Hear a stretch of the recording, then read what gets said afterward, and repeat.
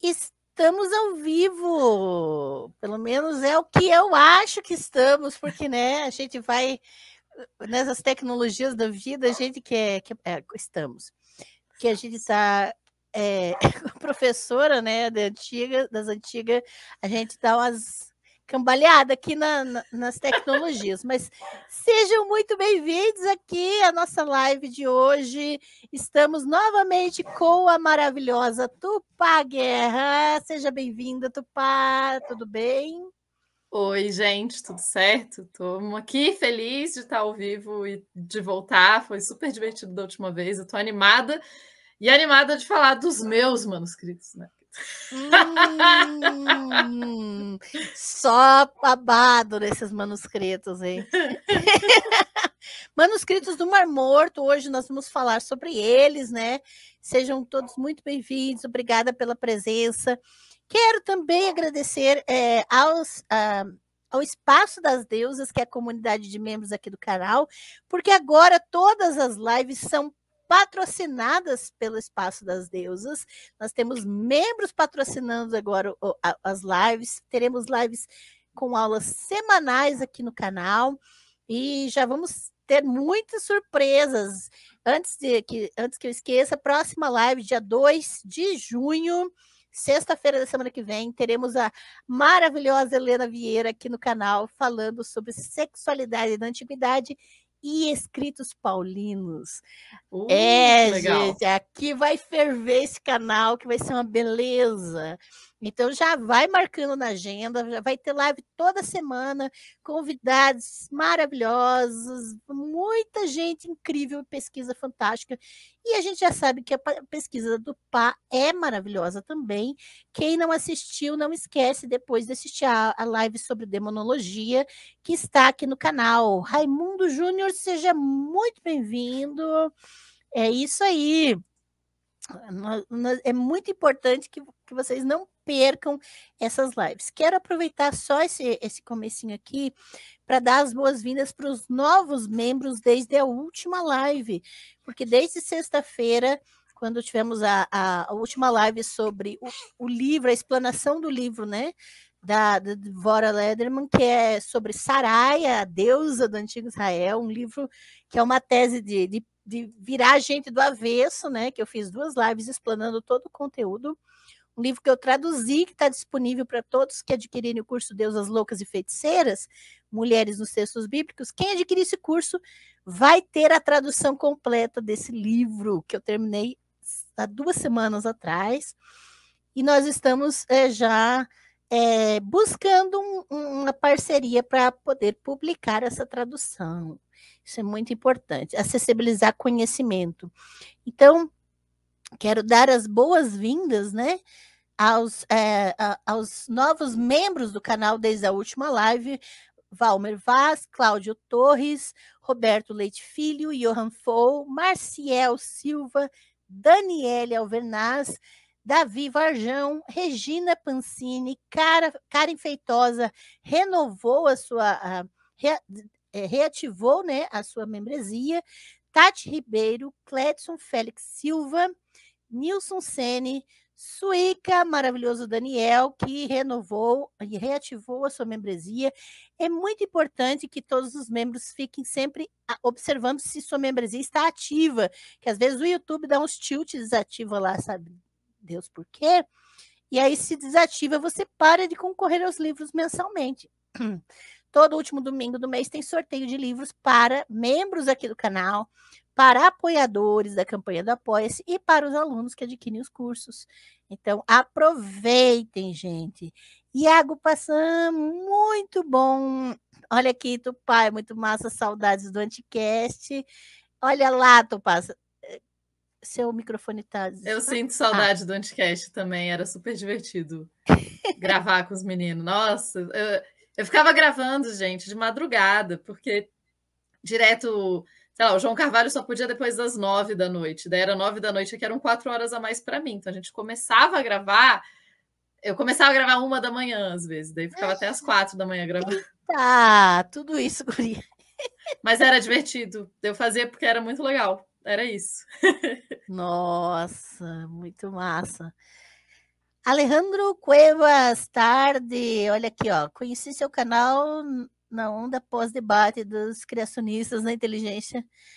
Cheguei na Teologia Reversa e te conheci numa live. Ah, sim, com o Antônio Miranda. Seja muito bem-vindo, Alejandro. E a gente está participando das loucuras aí, né?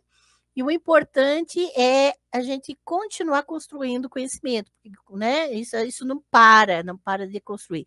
Só lembrando, agora esse domingo, dia 28 de maio, já começamos a live. Tu passa um pouquinho.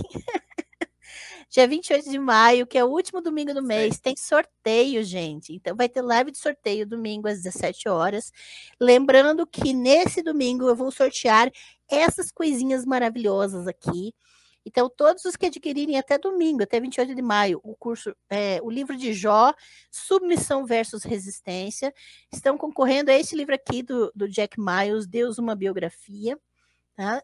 Nós falamos sobre a tradução do Jack Miles a respeito do texto de Jó, no curso de Jó, então estão concorrendo. Quem adquirir o curso Deusas Loucas e Feiticeiras, Mulheres nos Textos Bíblicos, até domingo, até 28 de maio, estão concorrendo a este box maravilhoso, coleção Deusas e Mitos do Antigo Testamento, que vem 2 livros. Lembrando que nesse box vem 2 livros, eu já estou com o meu box aqui para abrir para vocês verem, os livros Asherá, Deusa de Israel, e Lilith, a Primeira Eva. Então, esses 2 livros, num único box, será sorteado domingo para todos os que adquirirem o curso Deusas Loucas e Feiticeiras, Mulheres nos Textos Bíblicos, até 28 de maio. E é claro que os membros do canal estão concorrendo, e eu preciso avisar que membros do canal e apoiadores estão concorrendo a 2 livros. Um que eu anuncio e um surpresa que eu só digo na hora do sorteio, tá? Então, os membros do canal estão concorrendo a este livro aqui, O Fascismo da Cor, uma radiografia do racismo nacional, do Muniz Sodré. É um lançamento recente, então este livro aqui vai ser sorteado entre os membros do canal, e mais um outro livro surpresa que também será sorteado entre os membros do canal neste domingo. Sempre 2 livros, tá? Um que eu anuncio e outro surpresa. E quem se cadastrar no apoia.se/Angela Natel, a campanha do Apoia-se, a partir de R$5 por mês, gente, tem 50% de desconto em todos os meus cursos e ainda concorre a livros. Quem se cadastrar até domingo está concorrendo a esse livro aqui, O Sagrado na História Religiosa da Humanidade, do Felipe Ries, e também tem mais um livro surpresa. Então, esses são os livros desse sorteio agora de maio, mas lembrando que quem não ganhar, todo último domingo do mês tem sorteio. Então, você se envolvendo como membro do canal, apoiador ou adquirindo cursos, todo mês você volta a concorrer. Não perca, gente, é muita coisa importante. Então vai lá, vamos lá, Tupá maravilhosa, porque eu também estava com saudade, porque eu admiro você demais. Eu sei que é uma babação, assim, né? Mas eu sou super sua fã, de verdade, amo.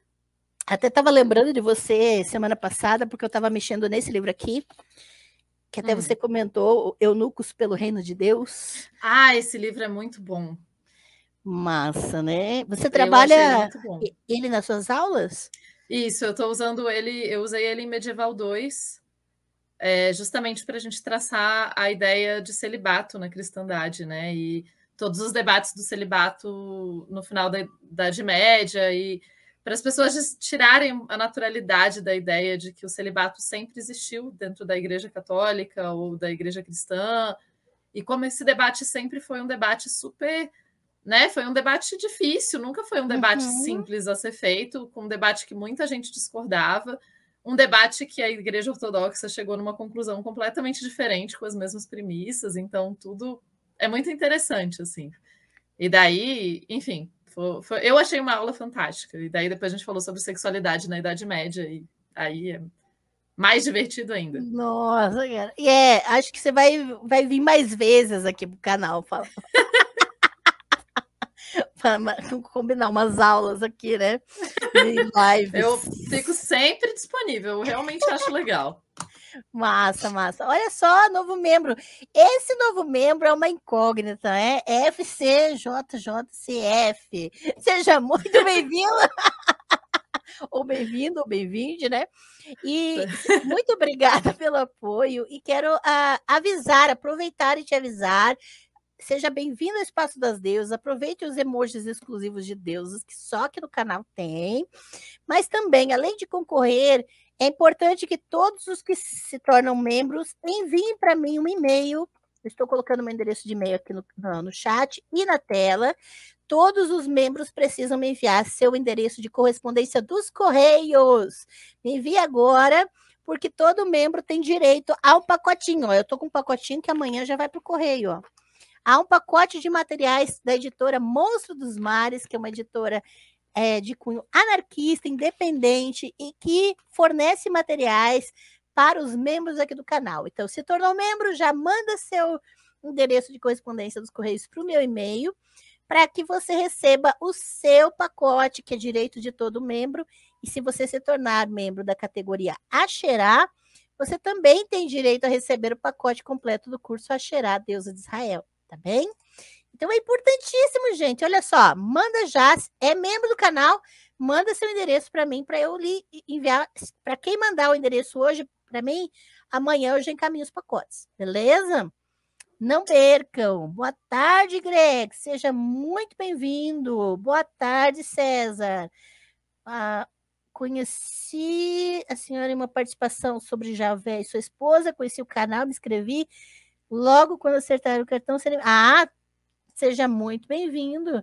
E olha, vai ser um prazer que vocês concorram. Eu gosto de distribuir livros. Se eu tivesse, como eu sempre digo, se eu fosse rica, eu não ia ser rica, porque eu ia dar livro para todo mundo, que eu ia ficar dando livro de presente para todo mundo. E é para isso que eu estou aqui, para acessibilizar conhecimento, para a gente construir junto e também para eu poder distribuir livros, porque a mamãe Natel aqui ama distribuir livros, beleza? Beleza, então vamos começar a nossa live sobre manuscritos do Mar Morto. Muita gente pensa muita coisa sobre essas questões, ou já ouviu falar, ou não sabe do que se trata. Mas então, querida Tupá, o que são os manuscritos do Mar Morto? O que são os meus manuscritos, né? Ótima! Gente, eu falo sempre meus manuscritos, porque a gente acostuma tanto a trabalhar e acho que todo acadêmico a gente acaba ficando com os nossos queridinhos, assim, né? A nossa fonte, a nossa coisa, assim. Então, você pode falar desculpa, você pode falar até qual foi o seu contato com eles, né? Por que você mexeu com eles? Daí você. Da onde que veio, né? Não, a ideia. Eu comecei a trabalhar com os manuscritos porque, na verdade, foi porque um dia eu recebi um e-mail do meu orientador do mestrado, falando, pá, tem uma professora da Inglaterra que está querendo alguém para trabalhar com ela com manuscritos do Mar Morto, e ela entrou em contato comigo, porque vai ter uma bolsa do governo brasileiro com a Universidade de Birmingham. E daí eu queria saber se você topa. Aí eu falei, então, eu não sei nada sobre os manuscritos do Mar Morto. Aí ele me deu a resposta lógica que a gente tem que lembrar. Ninguém sabe das coisas antes de estudar, Tupá. Você acha que alguém sempre soube? Ninguém soube dos manuscritos antes de saber estudar. Aí eu falei, ok, parece então um bom motivo. E daí eu entrei em contato e estou aí até hoje trabalhando com os manuscritos. Pois é, pode deixar, Alejandro, que daí você pode ir colocando as suas perguntas extras do que a gente estiver falando, viu?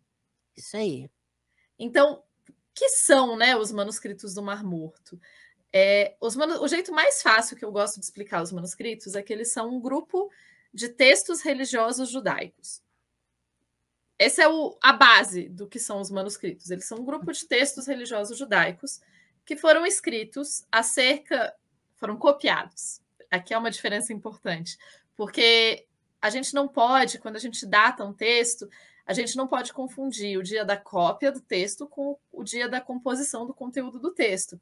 Então, se a gente usasse, por exemplo, uma Bíblia hoje em dia e pegasse uma edição de 2023, a gente poderia achar que aquela Bíblia era de 2023. Isso não é um fato, né? O texto que está ali é um texto mais antigo. Então, é a mesma coisa. Os manuscritos foram copiados mais ou menos entre 300 antes da Era Comum até 70 na Era Comum.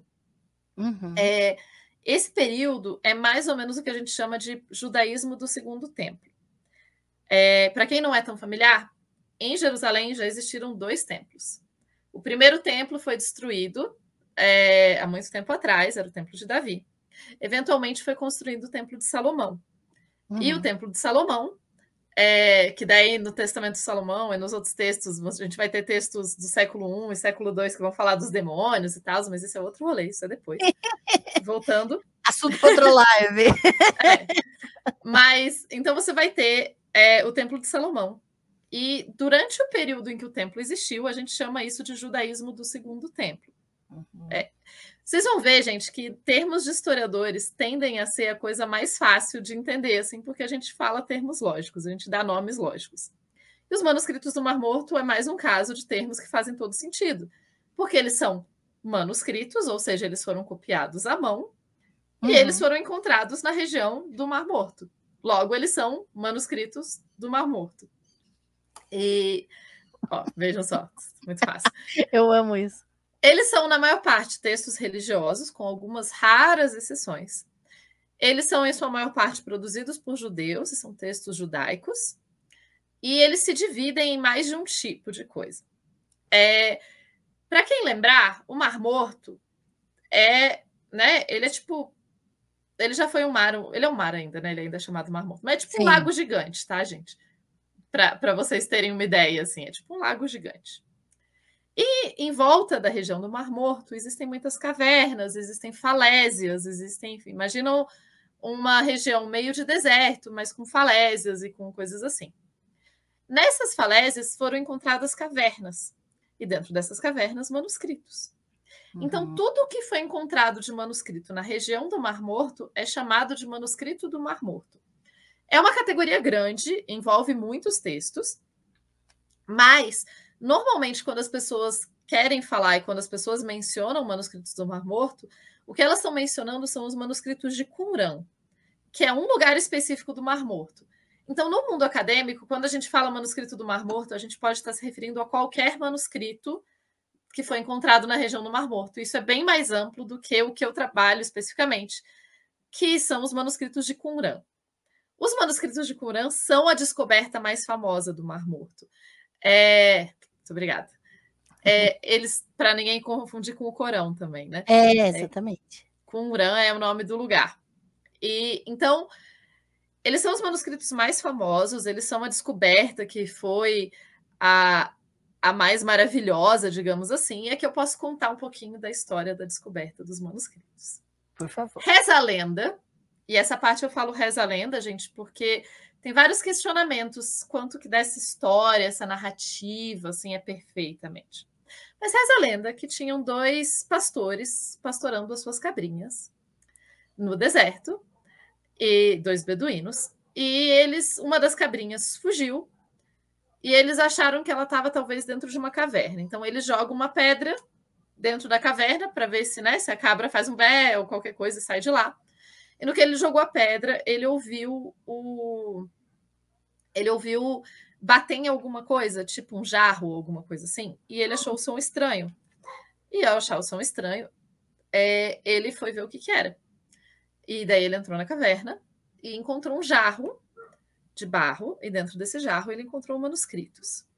Aqui que eu acho que a narrativa costuma ser um pouco difícil, porque daí ele vai falar que porque aí essas pessoas não sabiam o que eles tinham na mão, e daí eles levaram os manuscritos para Jerusalém para ser vendido pelo Cando, que era um vendedor de antiguidades, e é ele que vai contactar os acadêmicos e, enfim, vai começar toda essa história. Por que eu acho essa narrativa um pouco difícil, assim? Primeiro, ela parte do pressuposto de que os beduínos não conseguem identificar a antiguidade, ou não sabem. E, assim, se eles levaram o manuscrito para ser vendido por um vendedor de antiguidade, eles claramente sabiam que era uma antiguidade. Eles podiam não ser acadêmicos que conhecessem o manuscrito, mas eles viviam naquela região e eles tinham noção de que aquilo era um artefato arqueológico e que aquilo valia dinheiro. Então, eles levam para o Cando, que é esse... Cando é o apelido dele, tá, gente? Mas tô acostumada. Apelido dele, parece que eu conheci ele, eu não conhecia. Íntimo. Íntimo, né? E daí, ele vai procurar os padres da École Biblique, que é uma escola bíblica de Jerusalém, e era uma escola católica, e vai procurá-los, porque ele reconhece que é um texto religioso, e fala: olha esse texto religioso aqui que eu encontrei, vocês querem comprar? E daí o pessoal de lá, o Roland Devaux e outros pesquisadores, outras pessoas que estão lá, vão reconhecer que aquele texto é muito antigo, e a partir daí a gente vai ter uma história muito doida de como que o resto desses textos vai ser recuperado. Eu esqueci de falar a data, né, gente? Isso tudo está acontecendo em 47, no final de 47, começo de 48. Se vocês lembrarem bem, final de 47, começo de 48, na região do Mar Morto, a gente tem um pequeno evento político que é o fim do mandado, né? Pequeno. É o fim do mandado inglês britânico na Palestina e a criação do Estado de Israel. E tudo isso está acontecendo junto ali. E a gente tem que lembrar que o mundo está no pós-Segunda Guerra Mundial. Então, todos esses elementos vão ser importantes para entender essa descoberta. Vão ser importantes para entender por que foi difícil recuperar esses manuscritos. Porque daí, claro, você vai ter uma corrida para tentar comprar, mas nenhum país tinha dinheiro muito sobrando na Europa para ficar mandando dinheiro para comprar manuscrito. Então, eles vão tentar vender os manuscritos para os Estados Unidos. E daí você tem, por exemplo, que eu acho genial, anúncios de jornal dos anos 40, dos anos 50, falando, tipo, você quer comprar um presente para o seu amigo que gosta de antiguidades? Imagine, cara. Compra o manuscrito do Mar Morto. Ok? E daí, enfim, a partir daí você vai ter... Vai ser bem treta, assim, eu não gosto de entrar muito na parte política dos manuscritos, mas você vai ter toda uma questão de como que as pessoas vão tentar conseguir acesso a esses manuscritos, vai ter um boom e as pessoas vão começar a explorar as cavernas que estão lá perto, para tentar encontrar outros manuscritos nessas cavernas, tentar descobrir o que mais que tem e tudo mais. E com isso você vai ter... É tipo uma corrida do ouro, assim. E isso vai dificultar a vida do pesquisador em vários sentidos, porque, de novo, a gente vai ter guerras no meio do caminho, na mesma região. E, ao mesmo tempo, boa parte das pessoas que vão achar esses manuscritos, porque eles valiam muito dinheiro, para vender, não vão fazer escavações arqueológicas precisas. Então, isso significa que a gente perdeu muito do contexto arqueológico desse material.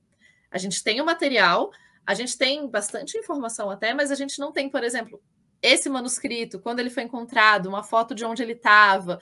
Para alguns casos a gente tem, mas não para todos. Então, isso é um pouco confuso nos manuscritos. E eu quero dar uma dimensão para vocês. Eu vou colocar aqui na tela rapidinho, gente. Tará. Ok. Vamos ver.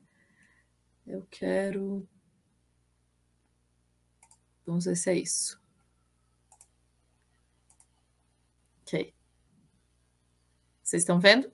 Sim.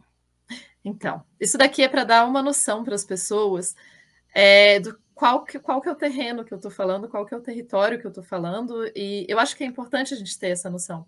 E o que é uma caverna nesse território? Vocês estão vendo essa caverna aqui?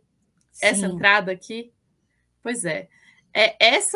Isso daqui que eu estou falando, essa, se eu não me engano, é a caverna 4. Vocês veem que ela não é a coisa mais acessível do mundo. Você não vai conseguir chegar nela, não é um negócio que você anda ali para o lado e encontra.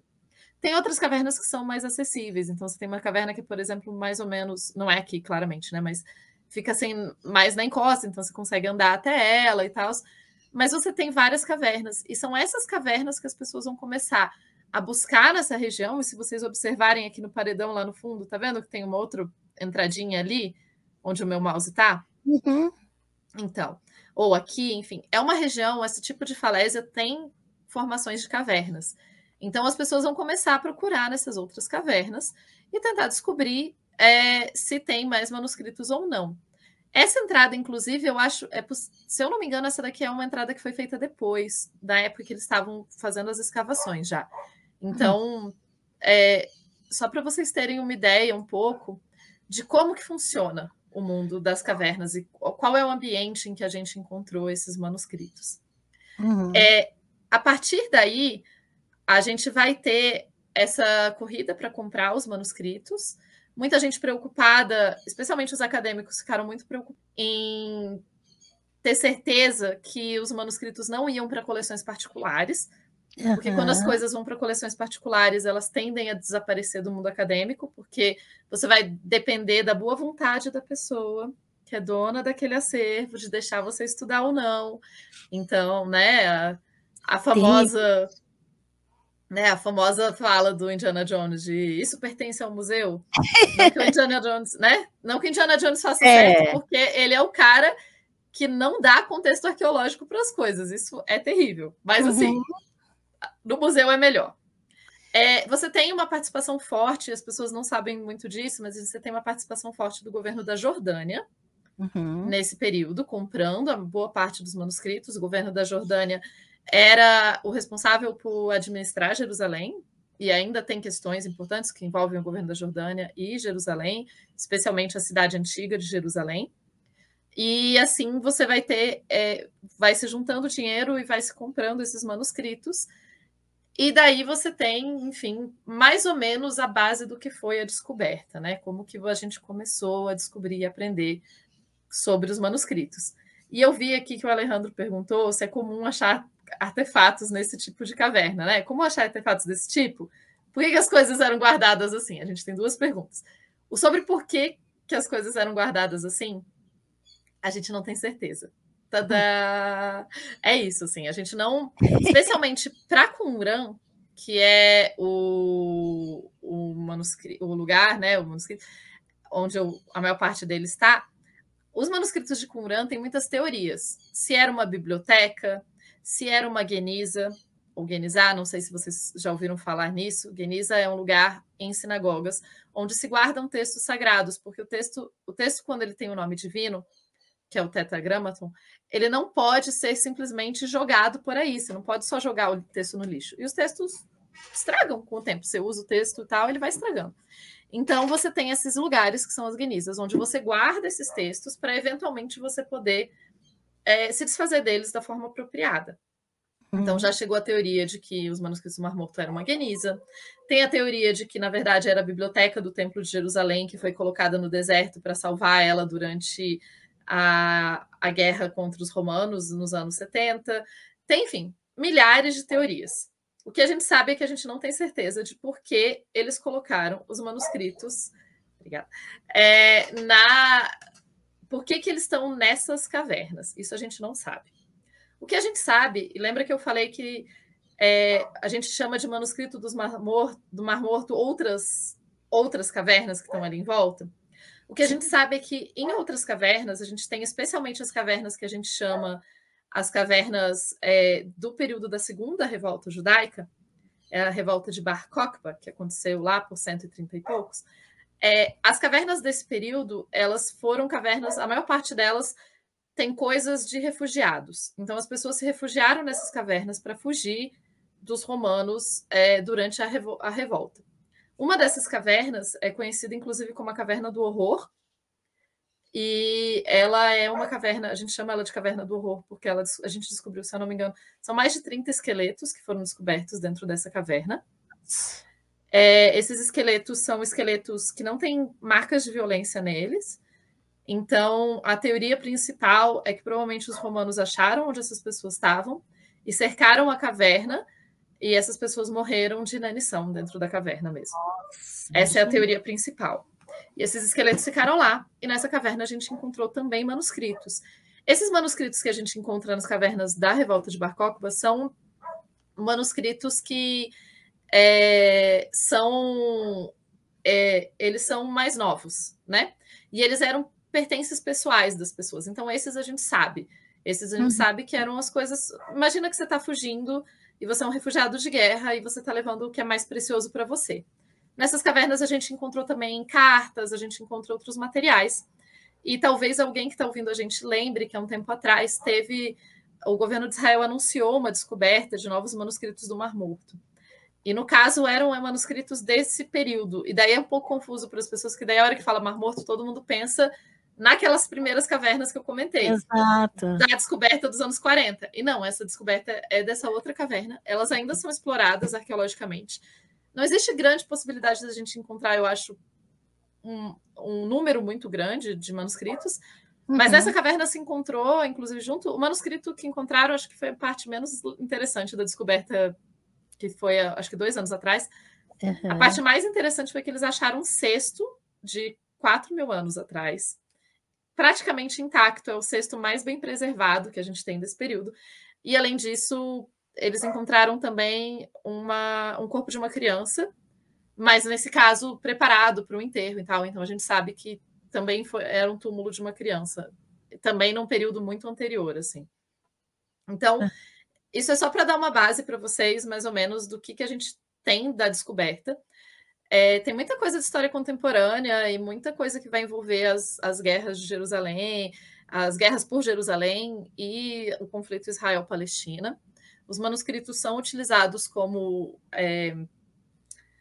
eles são textos judaicos, sem nenhuma dúvida, mas eles são utilizados politicamente, e isso a gente precisa, né, saber disso também.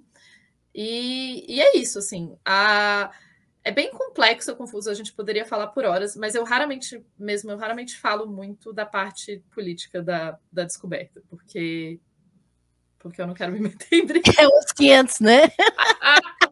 E porque não é a minha especialidade. História contemporânea não é a minha especialidade. A minha especialidade é a antiguidade, né? Então eu foco...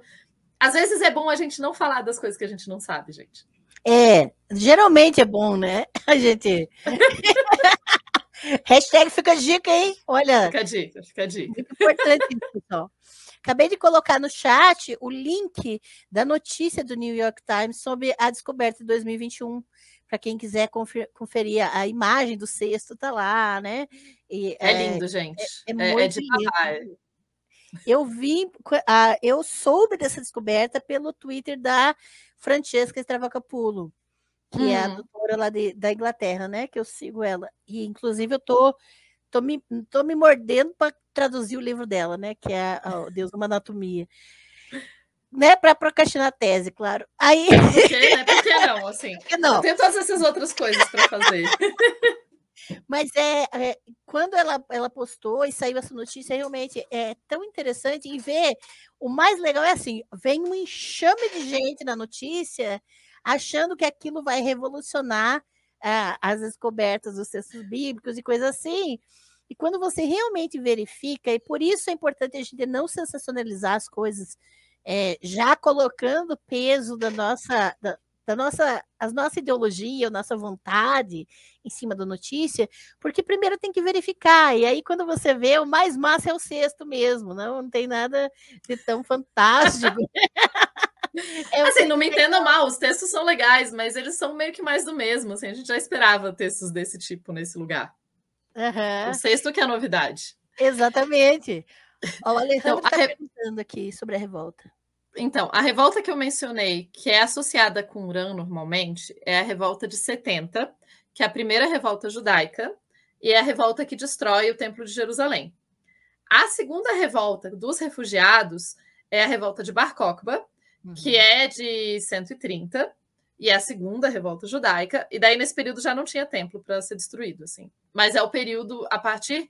Depois da revolta de Bar Kokhba, que os judeus vão ser oficialmente exilados da região. Então, tem esses dois momentos.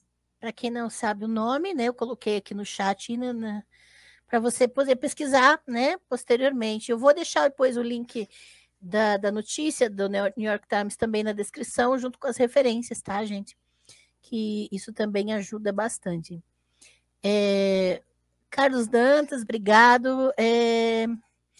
Qual a relação de vocês com religião e espiritualidade para além dos estudos? Então, se você quiser responder isso, beleza. Senão, não tem problema, porque não é assunto da live, né?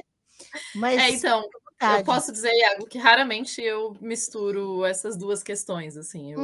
As pessoas tendem a me perguntar, mas eu raramente misturo porque não é tão relevante para a pesquisa, né? Como historiadora. Mas eu falo que eu não sou nem ateia, eu sou à toa mesmo, porque eu raramente penso além do meu... Pois As pessoas têm muita curiosidade, né? Porque fazem automaticamente associações com questões pessoais, né? Não tem problema, não.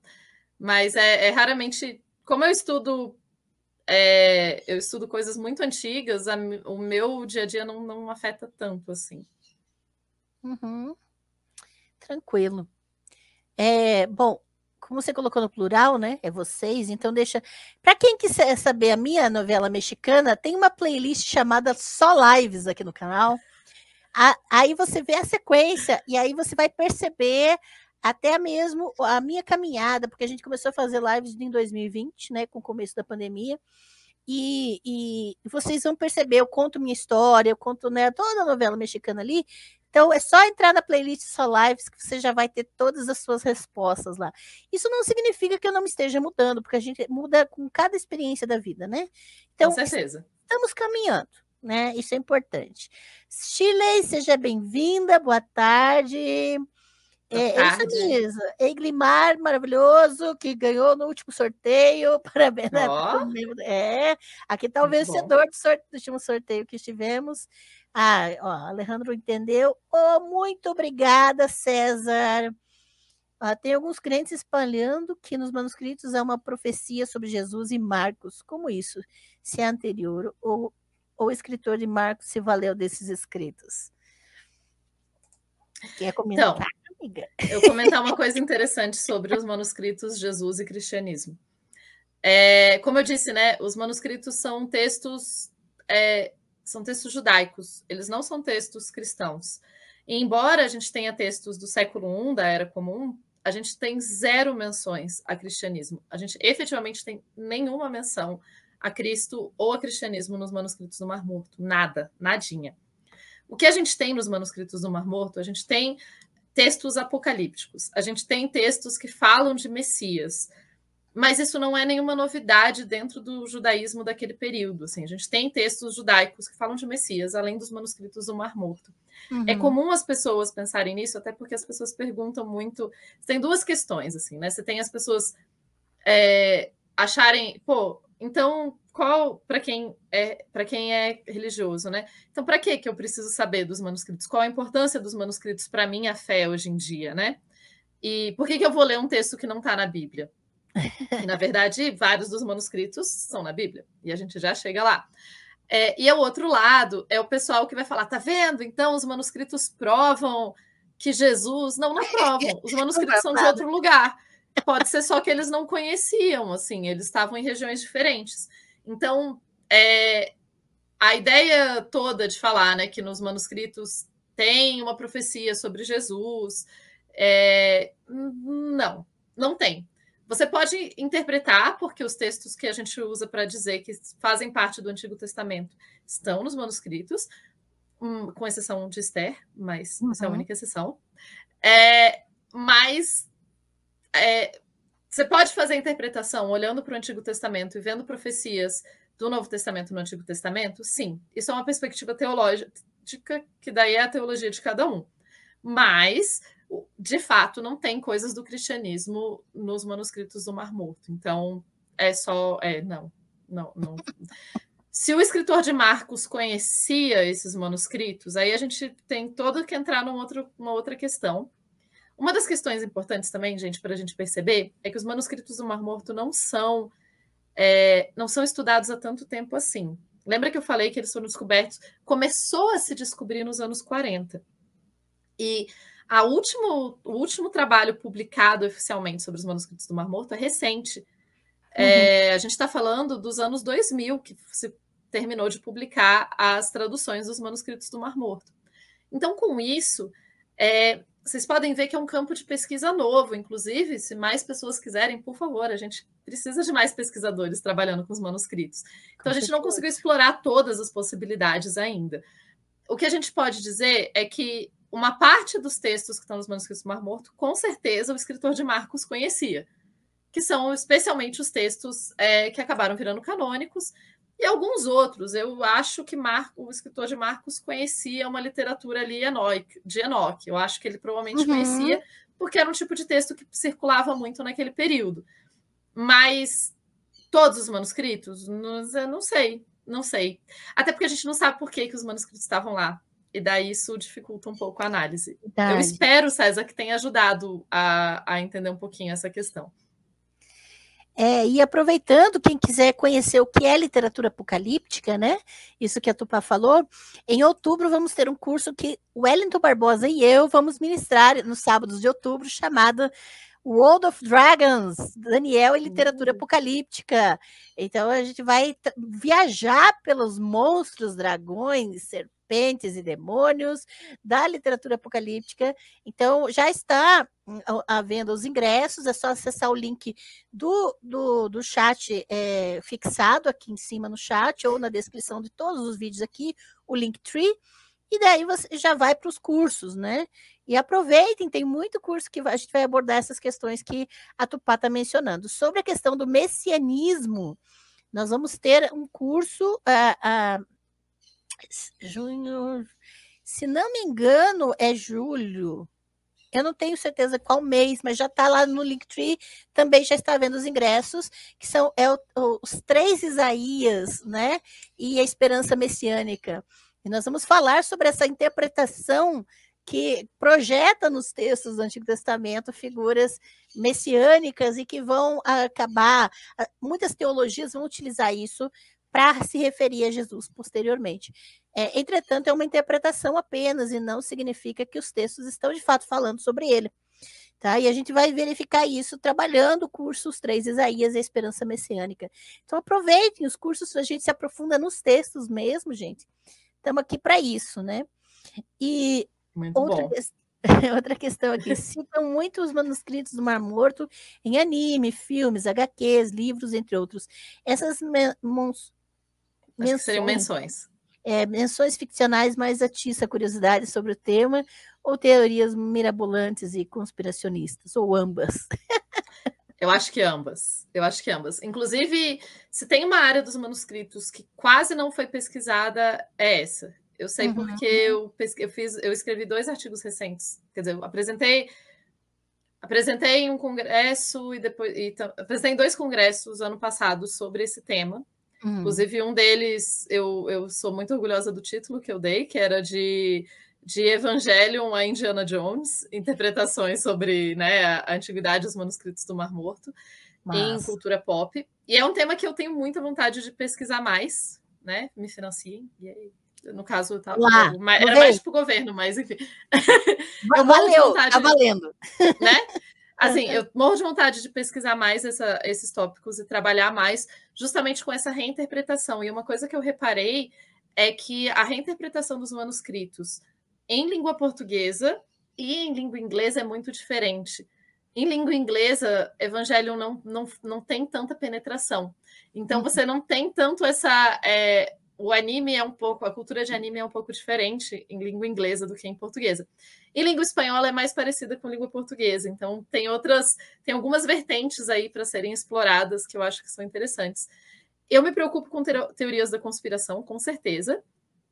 Eu acho que, inclusive, ultimamente eu tenho pensado muito sobre como eu acho teorias da conspiração palhas, assim, mas não só porque elas são terríveis para o mundo, mas assim, porque eu acho chato mesmo, porque eu penso, cara, todo esse mundo mirabolante, complexo e cheio de reviravoltas que a gente não consegue nem prever, e você está tentando me dizer que é tipo, sei lá, porque o pessoa A fez isso. Eu acho uma explicação tão rasa.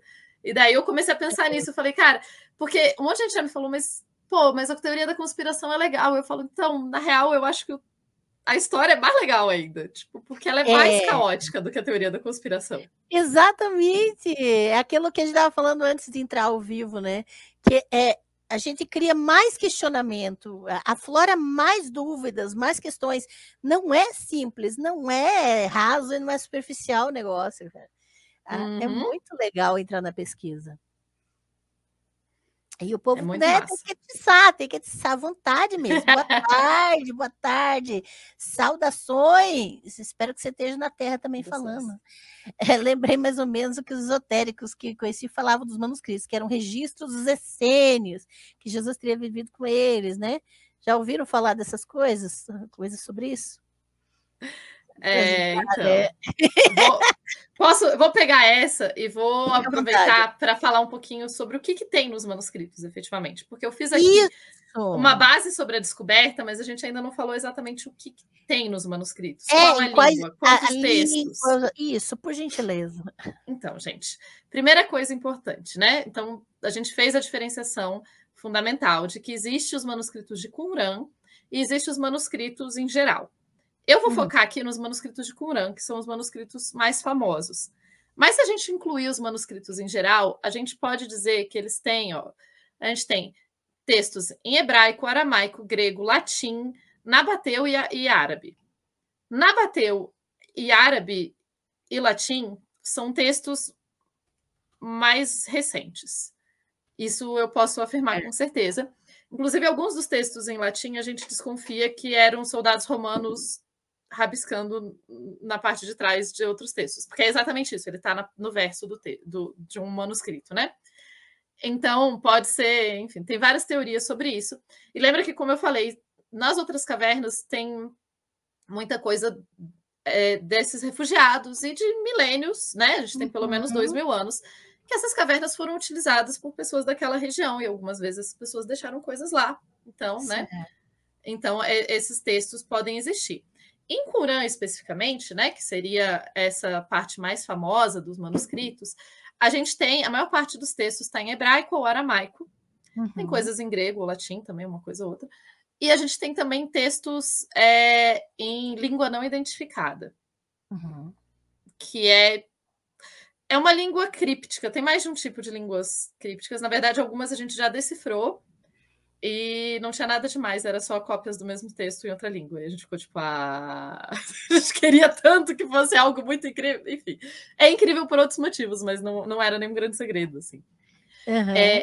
Além disso, a gente pode dizer, para vocês terem uma ideia de números, a gente tem cerca de 913, cerca de, dá um número exato, é palha, né? Cerca de, são normalmente a coisa de 913 é porque tem um certo debate. 900 textos que foram encontrados em Qumran. Aí você tem 159 que são de Wadi Muhabbarah. Aí você tem Nahal Rever, tem 112. Em Massada, você tem 47. Massada é muito famosa por causa das revoltas judeus, era uma fortaleza. Sim. Além disso, você tem em Wadi Dalié, em Wadi Sidé, Wadi Dalié você tem 40, em Wadi Sidé você tem 1. Então, vocês veem a diferença de, tipo, tem 900 em Qumran e tem, tipo, 100 nos outros lugares? E é por isso que Qumran acabou ficando tão mais famoso e tão mais conhecido. Esses textos, eles têm uma variedade de coisas. Você tem... a gente diz que cerca de 40% dos textos são textos que fazem parte da Taná, das escrituras judaicas. O que cristãos tendem a chamar de Velho Testamento. E daí eu falo cristãos tendem a chamar porque a gente tem que se atentar para um detalhe, e é raro a gente se atentar para isso, porque a gente cresceu num país cristão, mas muitas vezes as nossas falas cristãs, elas são muito antissemitas, porque o cristianismo se constrói muito no antissemitismo. Então, sim. Falar, às vezes, colocar... Eu falo o Antigo Testamento com uma certa frequência, mas para a gente não lembrar, para a gente não achar que o Antigo Testamento é tipo ultrapassado, ou ele é introdução para outro texto, ou ele é uma coisa que a gente devia ignorar, porque ele é o texto básico de uma religião. Então, para aquela religião, eles não precisam de outro, tá tudo bem, certo? Para os cristãos, tem o Novo Testamento. Então, cerca de 40% dos textos que estão nos manuscritos do Mar Morto são textos que hoje em dia a gente chama de Antigo Testamento. Mas na época a gente não sabe. O que acontece? Sabe esse negócio chamado livro que a gente usa? Né? Esse negócio assim? Esse negócio chamado livro não existia. Né? O negócio chamado livro, ele era... esse é uma invenção que não existia ainda, né? Essa aí, a Bíblia, tá vendo? Não existia esse rolê. Essa coisa de páginas e tal. Os textos, eles eram copiados em rolos de pergaminho. E rolos de pergaminho, isso vai ser importante para outra coisa que a gente vai falar depois. Isso é papiro, mas o pergaminho é pele de animais, né? Sim. O pergaminho é pele de animal e ele fica enroladinho assim, tipo papiro. Tem alguns manuscritos no Mar Morto em papiro, mas papiro na antiguidade era controlado pelo governo egípcio, não era uma coisa que você podia comprar assim aleatoriamente. Então faz sentido ter poucos textos em papiro, a maior parte em pergaminho. O pergaminho é couro de animal preparado de uma forma que ele fica muito lisinho. Ele realmente, se você olha rápido, você acha que você não consegue saber se é um papel grosso ou alguma outra coisa, dependendo de como você olha o pergaminho, se é um pergaminho de boa qualidade. Então, os textos eram feitos nesses rolos de pergaminho. Isso significa que a gente tem uma atitude diferente com o texto. Porque quando a gente pega um livro, a gente pode virar a página e procurar ir para frente, para trás, do jeito que a gente quiser. No rolo de pergaminho, isso é um pouco mais difícil, porque você tem que abrir de um lado e fechar do outro para ir fazendo. Sem contar que o rolo de pergaminho ele tem um certo tamanho que não dá para ser muito além daquilo, porque você vai ter que carregar esse negócio. Sim. Né? E se ele for muito gigante, imagina o tempo que você vai gastar para achar alguma coisa lá no meio. Então, existia a tendência a se fazer cópias dos textos, meio que um texto por pergaminho, e não necessariamente igual a gente tem hoje, que tem todos os textos num grupo só. E eu estou explicando isso para vocês terem um pouco da base, a base tátil mesmo, e a base mais prática, de uma das questões de, como a gente disse, que não tinha um cânone específico. É por isso. Não existia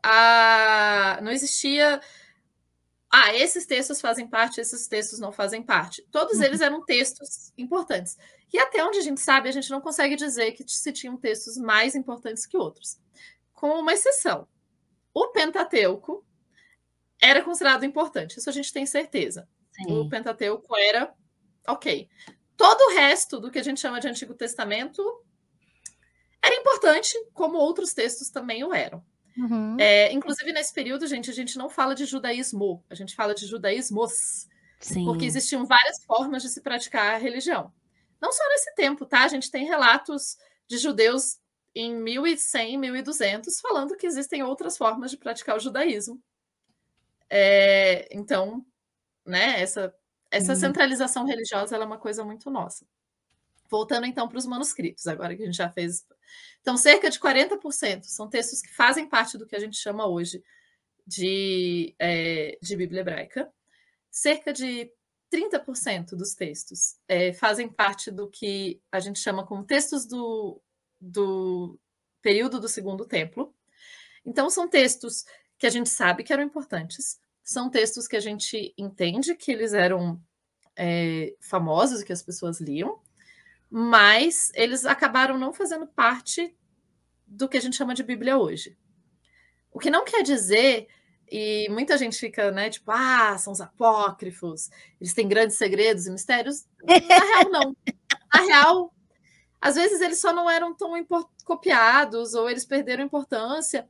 E sem contar que o que a gente chama de Bíblia, né, a Bíblia dos católicos é diferente da Bíblia dos protestantes, que é diferente da Bíblia dos ortodoxos, que é diferente da Bíblia dos etíopes, que é diferente da Bíblia... Então, assim, existe uma variação aí só do que a gente achava de Bíblia. Muita variedade. Né?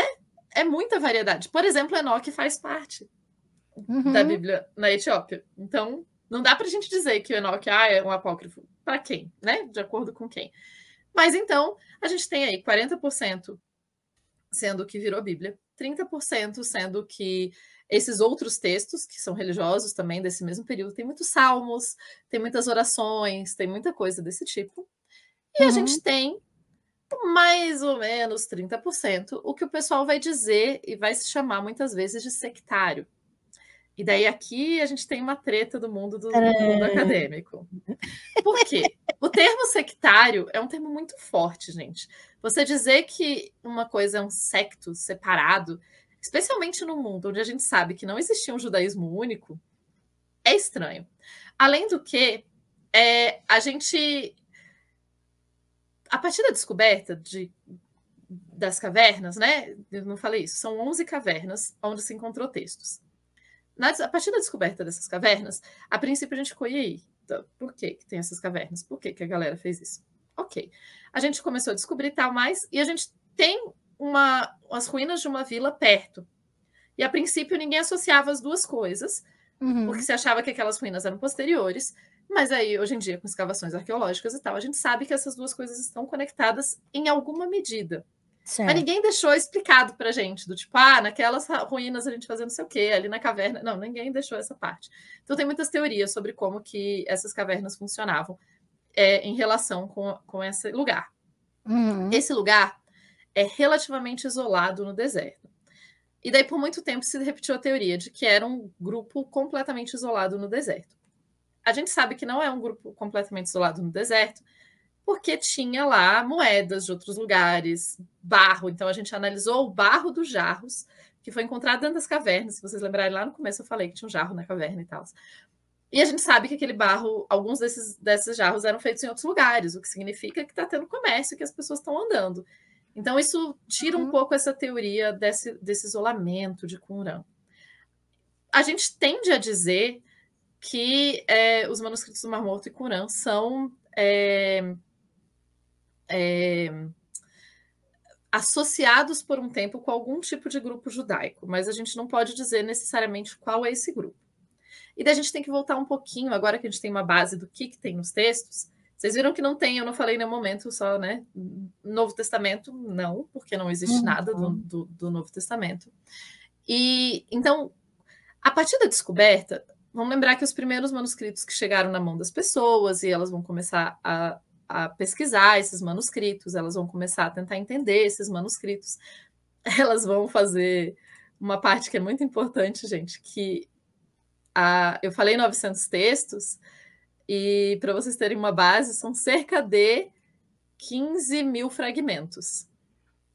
15 mil fragmentos. Vocês ouviram corretamente, cerca de 15 mil fragmentos. Com que cerca de 15 mil fragmentos, eu preciso dizer que, assim, vocês imaginam o time que está trabalhando, porque esses fragmentos estão misturados. Imagina você pegar 900 textos, aí você picota todos eles, alguns repetidos, outros não. E daí você mistura eles, e daí você deixa por 2000 anos. É tipo um quebra-cabeça, mas a gente não sabe como que era para ele parecer no primeiro lugar, e a gente sabe que não tem todas as peças. É um quebra-cabeça sem tampa da caixa, ou seja, sem o modelo que tem que ficar. E ainda faltando as peças, né? Faltando pedaços da peça. A Tupá caiu, mas deve voltar em seguida. Então, gente, isso é importantíssimo. Pense que esses textos não estão inteiros, eles estão picotados em pedaços pequenos, como se fossem quebra-cabeças.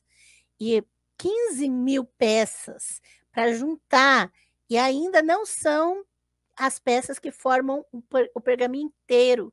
Então, isso é importante, né?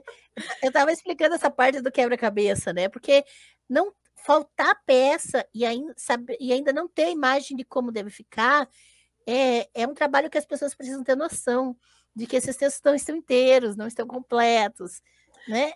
E daí, não, é total. Eu quero mostrar então rapidinho para as pessoas, vou apresentar aqui Rapidex. Quem consegue ler tudo? Pois parece que a gente trabalha. Estamos aí nesse rolê. Você me avisa quando vocês estiverem vendo. Está projetando já. Excelente. Então, gente, aqui eu quero que vocês conheçam o que era conhecido como The Scrollery, ou o manuscrituário. Esse lugar muito legal. E se vocês observarem nessa foto, essa foto é dos anos 50, em Jerusalém, lá na tal da École Biblique. Vocês veem que na mesa tem um monte de pedacinho? Esses são os manuscritos. Essas pessoas aqui são os caras trabalhando nos manuscritos. Eles iam recebendo esses manuscritos, deixa eu subir aqui um pouquinho para vocês verem. Tá vendo aqui o pessoal, o Roland Devaux, que é um dos primeiros caras, né, o Gerald, eles estão aqui no lugar de escavação. Aqui, essa caixinha que está aqui na frente dele na foto, não sei se dá para ver, mas vocês imaginem, tem pedacinhos de manuscrito. Essa galera que está participando da escavação. E daí, eles estão aqui pegando os pedacinhos de manuscrito, guardando em caixinhas e levando para esse lugar. Aqui é o pátio do lugar, muito bonito. Esse é o Rockefeller Museum. E daí você tem este lugar aqui, que você vê onde as pessoas faziam essa parte de selecionar. Então, chegava uma caixinha com um monte de pedacinho, e esses primeiros acadêmicos iam pegar esses pedacinhos e tentar descobrir o que pertencia a quê. Então, com o tempo, você aprende, por exemplo, essa letra parece mais com outro negócio que eu já vi, daí você vai juntando esses pedacinhos. E daí você tem este mundo aqui. Vocês podem reparar alguns detalhes importantes. O primeiro deles é que, não sei se vocês...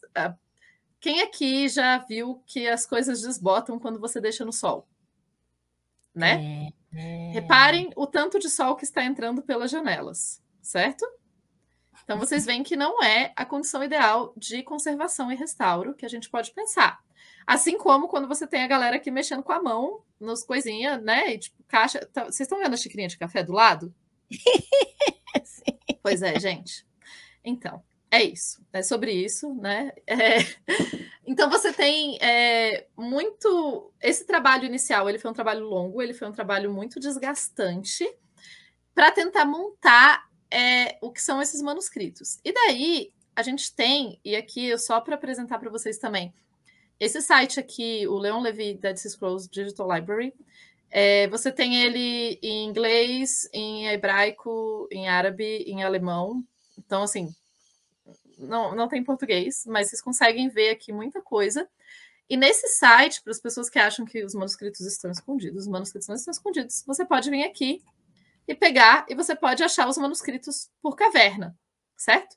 Você vê qual caverna eu quero saber o manuscrito. Vou mostrar para vocês um manuscrito, para vocês terem ideia como que ficou depois que a gente juntou as coisas. Eu vou mostrar um dos que eu uso.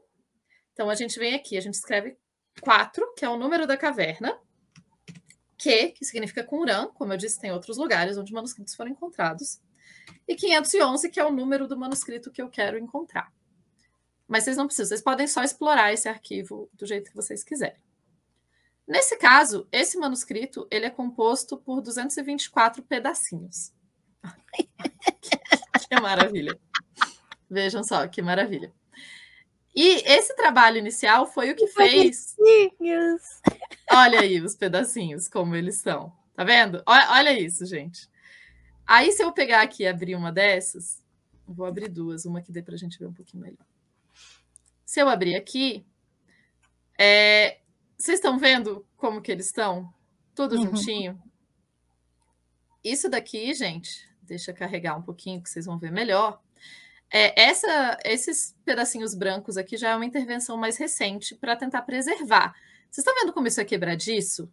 Como é couro quebradiço? E é isso daqui... Isso aqui, para vocês, muito prazer, isso é um manuscrito do Mar Morto. Pele isso de animal, daqui. Né? Isso. E é isso daqui que a gente está falando, que você tem um quebra-cabeça onde você não necessariamente sabe a figura final e você não tem todas as peças, porque esses buracos aqui são peças que a gente não tem. Certo? São coisas que a gente não tem. Isso daqui já é o trabalho de anos de acadêmicos pesquisando. E a gente chegar sabe, nisso, né? A gente sabe que esses pedaços aqui deveriam estar nessa ordem. Inclusive, uma das dicas que a gente tem para saber a ordem é que, se vocês repararem aqui, vocês estão vendo a linha? Isso daqui é uma costura entre uma folha e outra de pergaminho, porque você vai fazer um manuscrito longo, você vai costurar as folhinhas, porque, como vocês devem imaginar, animais não são... A gente não tem animais que têm 2 metros de comprimento. Mas a gente tem, mas não que a gente faça manuscrito deles. Então, por isso, a gente tem essas emendas. Aqui é o mesmo manuscrito, mas aqui só para vocês verem uma parte que está um pouquinho mais inteira. Se vocês verem aqui nesse começo, a gente está aqui, ó, tá vendo como ele é? Aqui você já consegue enxergar a letra bem feitinha. Aqui dá para ver o final do coisa. Aqui é onde teria a costura. Aqui a gente juntaria com outro. Olha ali, sobrou um pedacinho de linha aqui. E vocês estão vendo a qualidade das imagens que eu consigo ter acesso nesse site, né, dessa biblioteca, Leon Levy? Então, isso está acessível para qualquer pessoa. E foi assim que boa parte do meu doutorado foi feito. Foi olhando esses pedacinhos assim e tentando estudá-los. Aqui, além disso, a gente também tem... isso daqui são imagens feitas com infravermelho. E daí vocês vão ver... Tá vendo como eu consigo ler com muito mais clareza o que está escrito? Diferente desse daqui. A letra, né? Diferente daqui, porque esses pedaços escurecidos do couro eu não consigo ler. Mas aqui... Perdão? aqui eu consigo, mesmo que o pedaço esteja escurecido. Então, isso é para dar para vocês uma base um pouco do como é. A maior parte dos manuscritos foi encontrada assim, e levou ao trabalho de muita gente juntar os pedacinhos e tentar descobrir. A gente tem exceções. A gente tem exceções e por isso eu trouxe isso daqui. Esse daqui é uma exceção. Ele é lindo.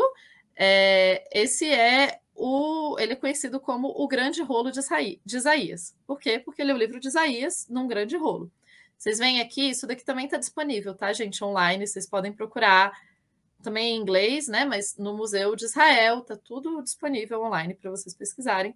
E aqui embaixo, se vocês vão ver que eu consigo mexer e ver esse texto todo.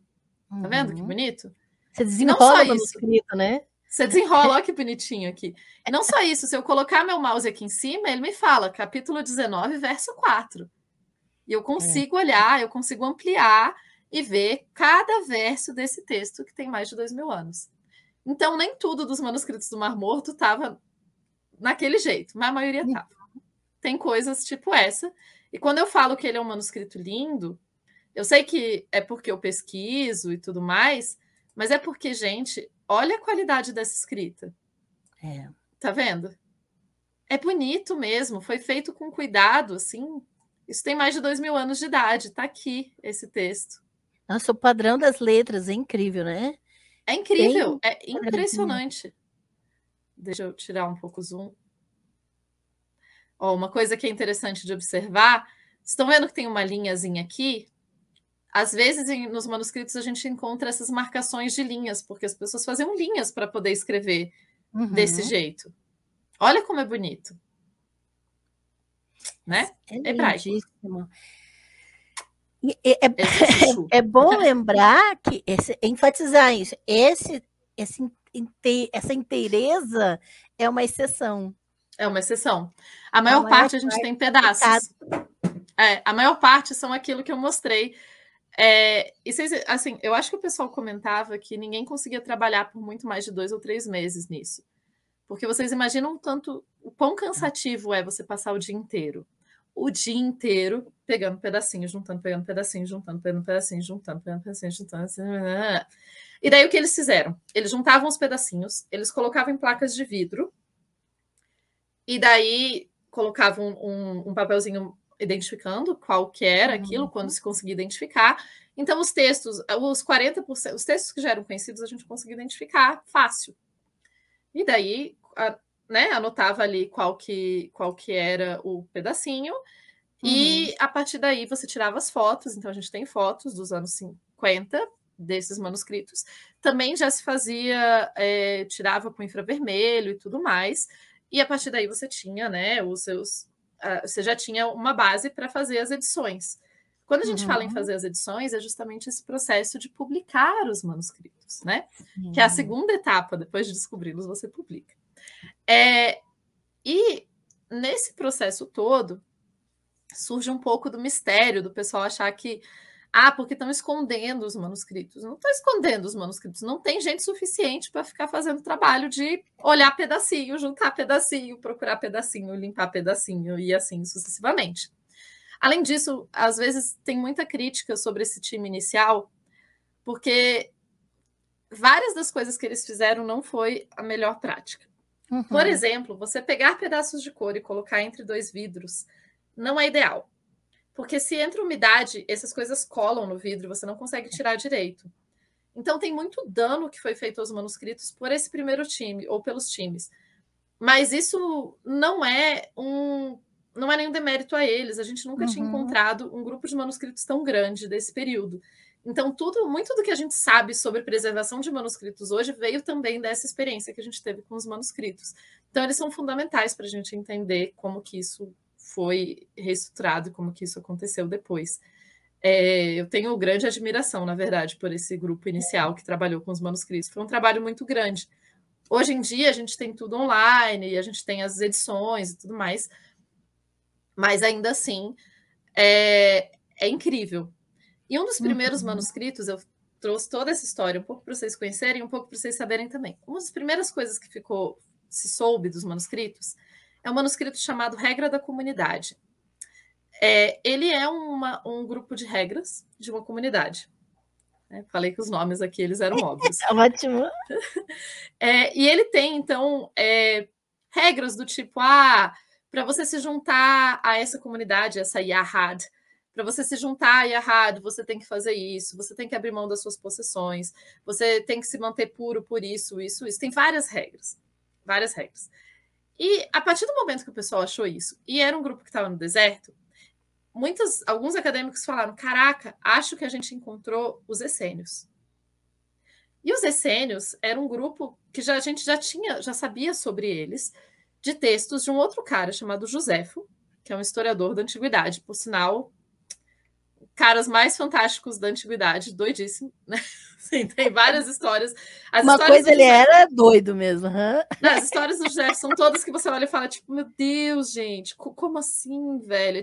Tipo, o dia que ele convence, ele era um dos generais, e daí ele convence a galera a se matar, e daí, eventualmente, quando é a vez dele se matar, ele fala, na real, eu tive um sonho e é pra gente se entregar, não é pra gente se matar. E deles, enfim, gente, todo um desse cara. tipo mesmo.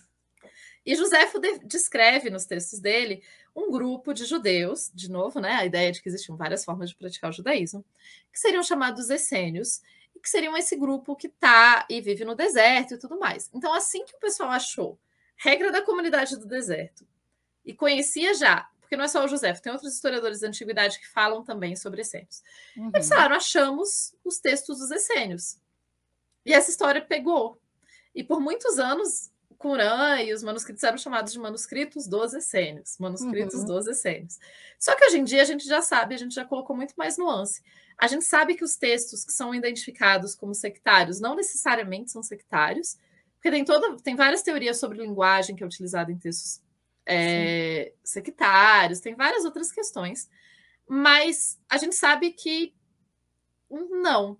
Inclusive, tem um historiador chamado Steve Mason, que é muito mais especializado nesse campo de essênios, e que ele argumenta que Qumran não faz sentido para os essênios, como localização, que não bate com as descrições da antiguidade, que a gente devia parar com essa ideia. Na verdade, a maior parte das pessoas, pouca gente hoje em dia no mundo acadêmico chama de essênios, e a gente tem que lembrar o problema, claro, de que se o fato da gente ter os textos nessa biblioteca não quer dizer que necessariamente alguém vivia seguindo as regras desse texto, e também não quer dizer que todos esses textos eram da mesma galera. Tem várias questões não respondidas, que é um pouco a gente pular etapas para dizer que eles são essênios.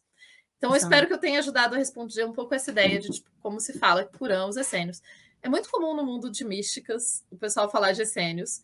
Eu já vi oração dos essênios, eu vi a oração quântica dos essênios. Essa foi uma que eu não consegui esquecer. Quântica dos essênios, essa eu não tinha visto. Porque os essênios aparentemente inventaram a física quântica. Tem que enfiar quântico em tudo, né? Até nos essênios. A raiva que eu tenho desses rolês. Mas fora a oração quântica dos essênios, faz zero sentido. Eu já vi pão dos essênios. Eu já vi, enfim, se vocês procurarem, vão ter filmes do Discovery Channel, do National Geographic, falando sobre os essênios, tem a galera vestida com roupinha e tal. A gente não tem certeza se era assim.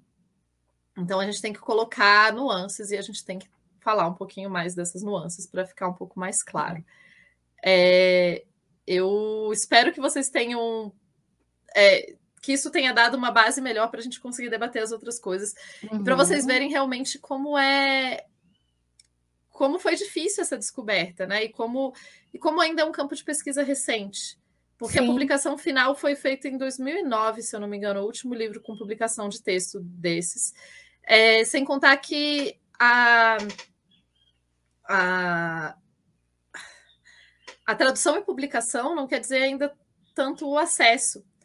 E ainda tinha toda uma questão de acesso que não se deixava qualquer pessoa acessar. Hoje em dia, eu mostrei para vocês o site, vocês jogam manuscritos Dead Sea Scrolls no Google, vocês conseguem acesso aos manuscritos em hebraico, mas tem acesso.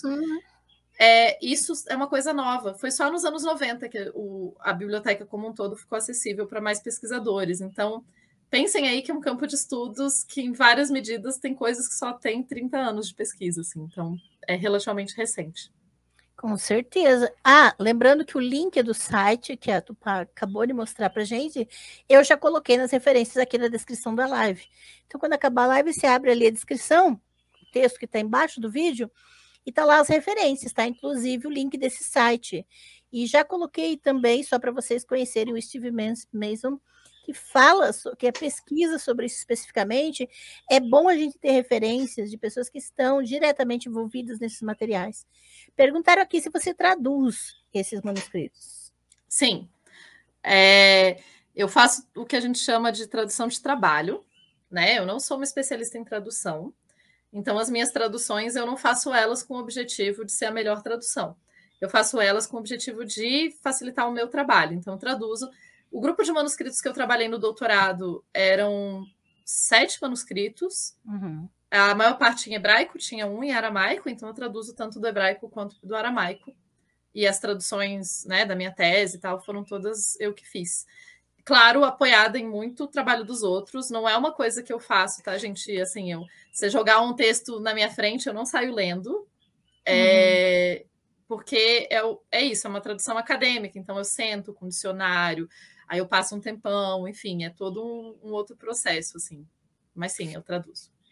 Isso que a Tupá... Desculpa, pode falar. Não, diga. Isso que a Tupá acabou de falar é importantíssimo, gente. Tem muita gente que na live diz, traduz isso aí, o que esse versículo significa?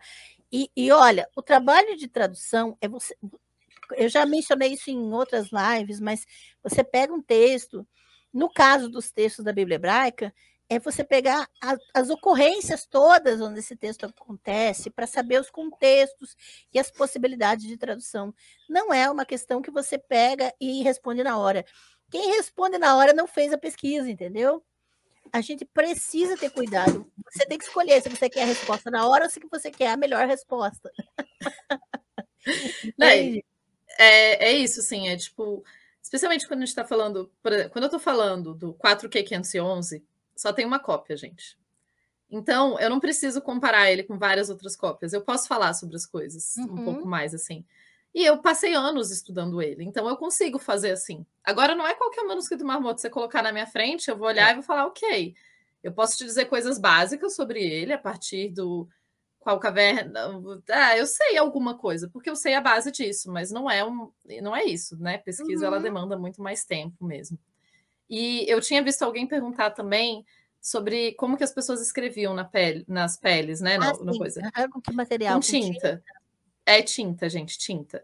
Inclusive, os manuscritos do Mar Morto são escritos com pelo menos 2 tipos de tinta, uma tinta preta e uma tinta vermelha.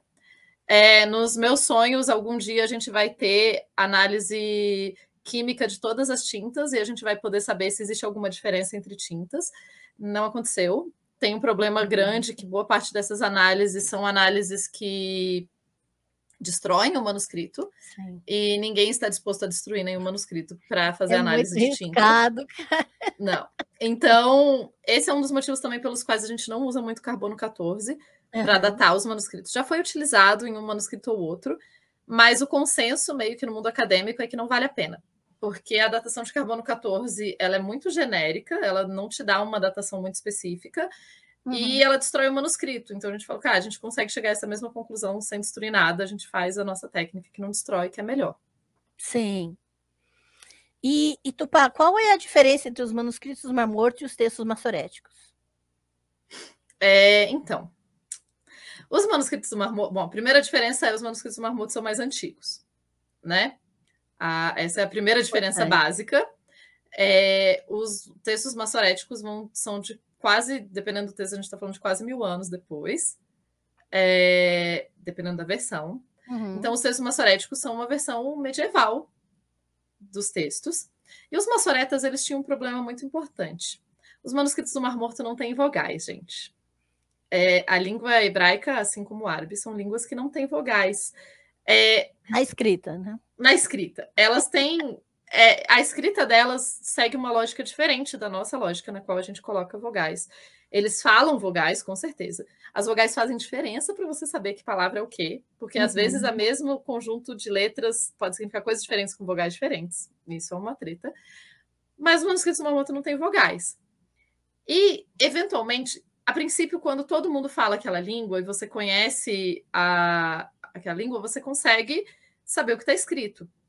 Só que, com o tempo e com menos pessoas falando em hebraico, os maçoretas precisavam lidar com o fato de que menos gente sabia ler aquilo sem as vogais. E daí eles inventaram um estilo de notação de vogais. Se vocês repararem, lembra que a gente falou que o texto é sagrado e que a escrita é importante. O texto é divino, né? Ele é divinamente inspirado, então o texto em si é importante. A materialidade do texto é importante também. Então, você não podia colocar as vogais entre as letras, porque isso era um problema. O que você vai fazer, então, que é a solução dos maçoretas, é colocar as vogais em cima e embaixo. Então, quando você vê um texto que tem pontinhos e linhazinhas em cima e embaixo das letras, esse é um texto pós-maçoreta, e ele é um texto que vai ter vogais. Essas leituras dos textos maçoréticos, elas são interpretações, né? Assim como qualquer outro texto vai ser interpretação. O texto que os maçoretas vão vocalizar são textos que estavam já muito mais cristalizados naquele período, comparado com os textos. Lembra que eu falei que tem vários judaísmos? No tempo dos maçoretas, você já tem uma cristalização maior do que é o cânone básico, do que todo mundo segue. O trauma da destruição do templo vai moldar muito do que o judaísmo vai ser posterior, né? Então a gente tem que falar isso, assim, que o judaísmo rabínico ele tem características especiais, e parte delas tem a ver com os traumas de massacre, com o fato dos judeus terem que virar uma população nômade e tudo isso. Então, isso vai influenciar a forma que o texto existe. E os maçoretas, então, vão colocar essas vogais no formato do que eles acreditam ser o formato ideal para aquele texto. Os manuscritos do Mar Morto não têm vogais. E aqui vale também a gente pensar, porque muita gente fala, porque o pessoal na Idade Média ficava mudando os textos e tal. Na verdade, gente, esses textos eles são assustadoramente consistentes, o que é muito interessante. Às vezes, tem modificações? Tem, tanto é que, né, a Angela acabou de falar, a gente olha as variações. Sim. Mas mesmo com as variações, eles tendem a ter uma consistência muito grande. Então, os textos dos maçoretas, eles seguem muito do que os textos dos manuscritos falam, mas a gente tem o fato de que a colocação de vogais é uma interpretação. E a colocação de vogais altera, algumas vezes, o sentido de algumas palavras, o que vai variar a leitura. E é por isso que tradução, e por isso que também é tão complexo, assim, né? Hoje em dia, quando se faz uma tradução nova de um texto desses, você quer olhar o máximo de material possível. E desde a descoberta dos manuscritos, os manuscritos são a cópia mais antiga de boa parte desses textos, tá, gente? A gente não tem cópias mais antigas, com boa parte deles. Mais antigas que a Septuaginta, inclusive, né? Com certeza, mais antigas. Então, a gente olhar os manuscritos do Mar Morto foi... E é por isso que é uma descoberta, às vezes, que foi tão importante também. Primeiro porque é um grupo enorme de textos da antiguidade, e isso já é importante. Depois porque são as cópias mais antigas, então isso pôde, na verdade, confirmar muitas das leituras, tanto da Septuaginta, quanto dos textos maçoréticos, quanto de todos os outros. E, na verdade, é super interessante. Eu acho super interessante, porque eu estudo essas coisas, né? Mas não necessariamente todo mundo vai achar super interessante. Mas é muito interessante você poder comparar tudo isso que está acontecendo. E daí você compara, por exemplo, às vezes tem palavras que estão no hebraico e a gente não consegue saber exatamente o significado dessa palavra, porque ela não apareceu muito em outros lugares, tal.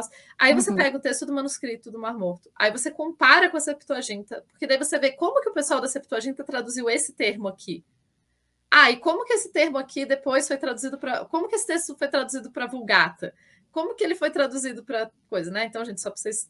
Né? A Vulgata é latim, a Septuaginta, né? Então, tanto a Septuaginta como a Vulgata são tentativas de tentar padronizar mais o texto. Porque cada cópia, cada vez que esses textos iam sendo copiados, iam ocorrendo variações. E quanto mais as igrejas estão se centralizando, mais eles precisam de um texto centralizado. Eu gosto de falar isso também para não parecer que é tipo a igreja malvada que tentou impedir os outros. Não é esse o ponto. A igreja fez várias coisas ruins. Tornar o texto que eles usam para eles consistente entre as igrejas não é exatamente um problema, assim, né? Isso foi, importante saber que isso aconteceu. Isso, que essa centralização certeza. Aconteceu e que esse ajuste nos textos aconteceram. Né? Com certeza. Isso é importante. Mas não foi por, né? Não é uma coisa maldade, ou não, né? Porque eu já vi muita Não que gente eles de teoria da soubessem, né? conspiração. Não que eles Não, é soubessem tipo. que era tão mal assim, porque é uma colonização do texto. Sim, sim, Faz mas eu digo parte da assim, né? Eles, colonização do eles não texto. fizeram tipo, a gente quer ser cruel e a Ah, gente quer não. acabar com. Não é Não. isso, né? Assim, Eles só queriam matar os hereges, mas não quer dizer que eles eram maus. não. Eles deram ok. Eu falo, a gente coloca, tem que colocar os pecados Desculpa, não para cada um. consegui aguentar. Mas nessa época deles não estavam matando hereges ainda, eles Foi foram matar antes, mais hereges foi depois. antes. Exatamente. E nos manuscritos eles aparentemente não matavam. Mas humanos têm essa mania de matar quem eles não gostam, que é um problema sério de humanos. É Mas eu verdade. espero que tenha, Legal. assim, né, os manuscritos do Mar Morto. Até vi aqui alguém, né? Alguns dizem que os manuscritos do Mar Morto concordam mais com a Septuaginta do que com os textos Sim. massoréticos. Varia. Não existe uma regra clara, assim. A gente lembra 900 textos. Então a gente tem mais de uma cópia do mesmo texto. A gente tem, sei lá, você está falando de Isaías, você está falando de Deuteronômio, ou você está falando de. Cada um desses tem uma história única, e daí a gente não pode colocar todos eles no mesmo saco, assim, porque seria diminuir eles. É muito importante que quando a gente fala de questões relacionadas à pesquisa, que a gente tente não fazer tantas afirmações contundentes sobre as coisas que nós não temos tanto conhecimento. Com É, é, certeza. é muito importante que a gente tome esse cuidado. Então, a gente precisa ir no caminho, na direção inversa das teorias da conspiração, porque as teorias da conspiração tendem a fazer mais afirmações contundentes sobre o que elas não se sabe. E, então, é importante que a gente faça mais questionamentos, que a gente busque mais, que a gente veja as possibilidades e trate isso como uma das possibilidades. Né? E tá ok a gente não saber as coisas, gente. Tá ok a gente ter mais perguntas do que respostas para as coisas, porque isso é um fato, assim, é isso que vai acontecer. Isso é pesquisa. Exatamente. E às vezes as pessoas, inclusive, as pessoas às vezes ficam um pouco angustiadas, assim, do tipo, ai, mas qual é a verdade? Eu falo, calma. E você pode, né? Você pode ter a sua questão teológica, você pode ter a sua forma de acreditar, isso não é nenhum problema, né? Mas é saber todos esses caminhos, assim, que os textos percorreram. Exatamente. Acho que nós temos que tentar entender como que quem escreveu queria que fosse, e o porquê do texto estar ali no contexto histórico. Então, é uma tentativa que se faz, principalmente em relação aos textos bíblicos, né?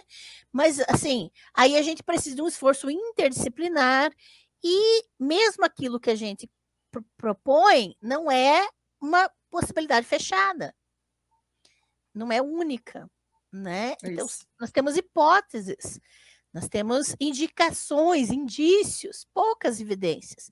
Então, a gente precisa trabalhar dentro desse campo sem querer fazer essa colonização, dizer para o outro que o outro tem que fazer, o outro tem que acreditar, o que o outro tem que aceitar, né?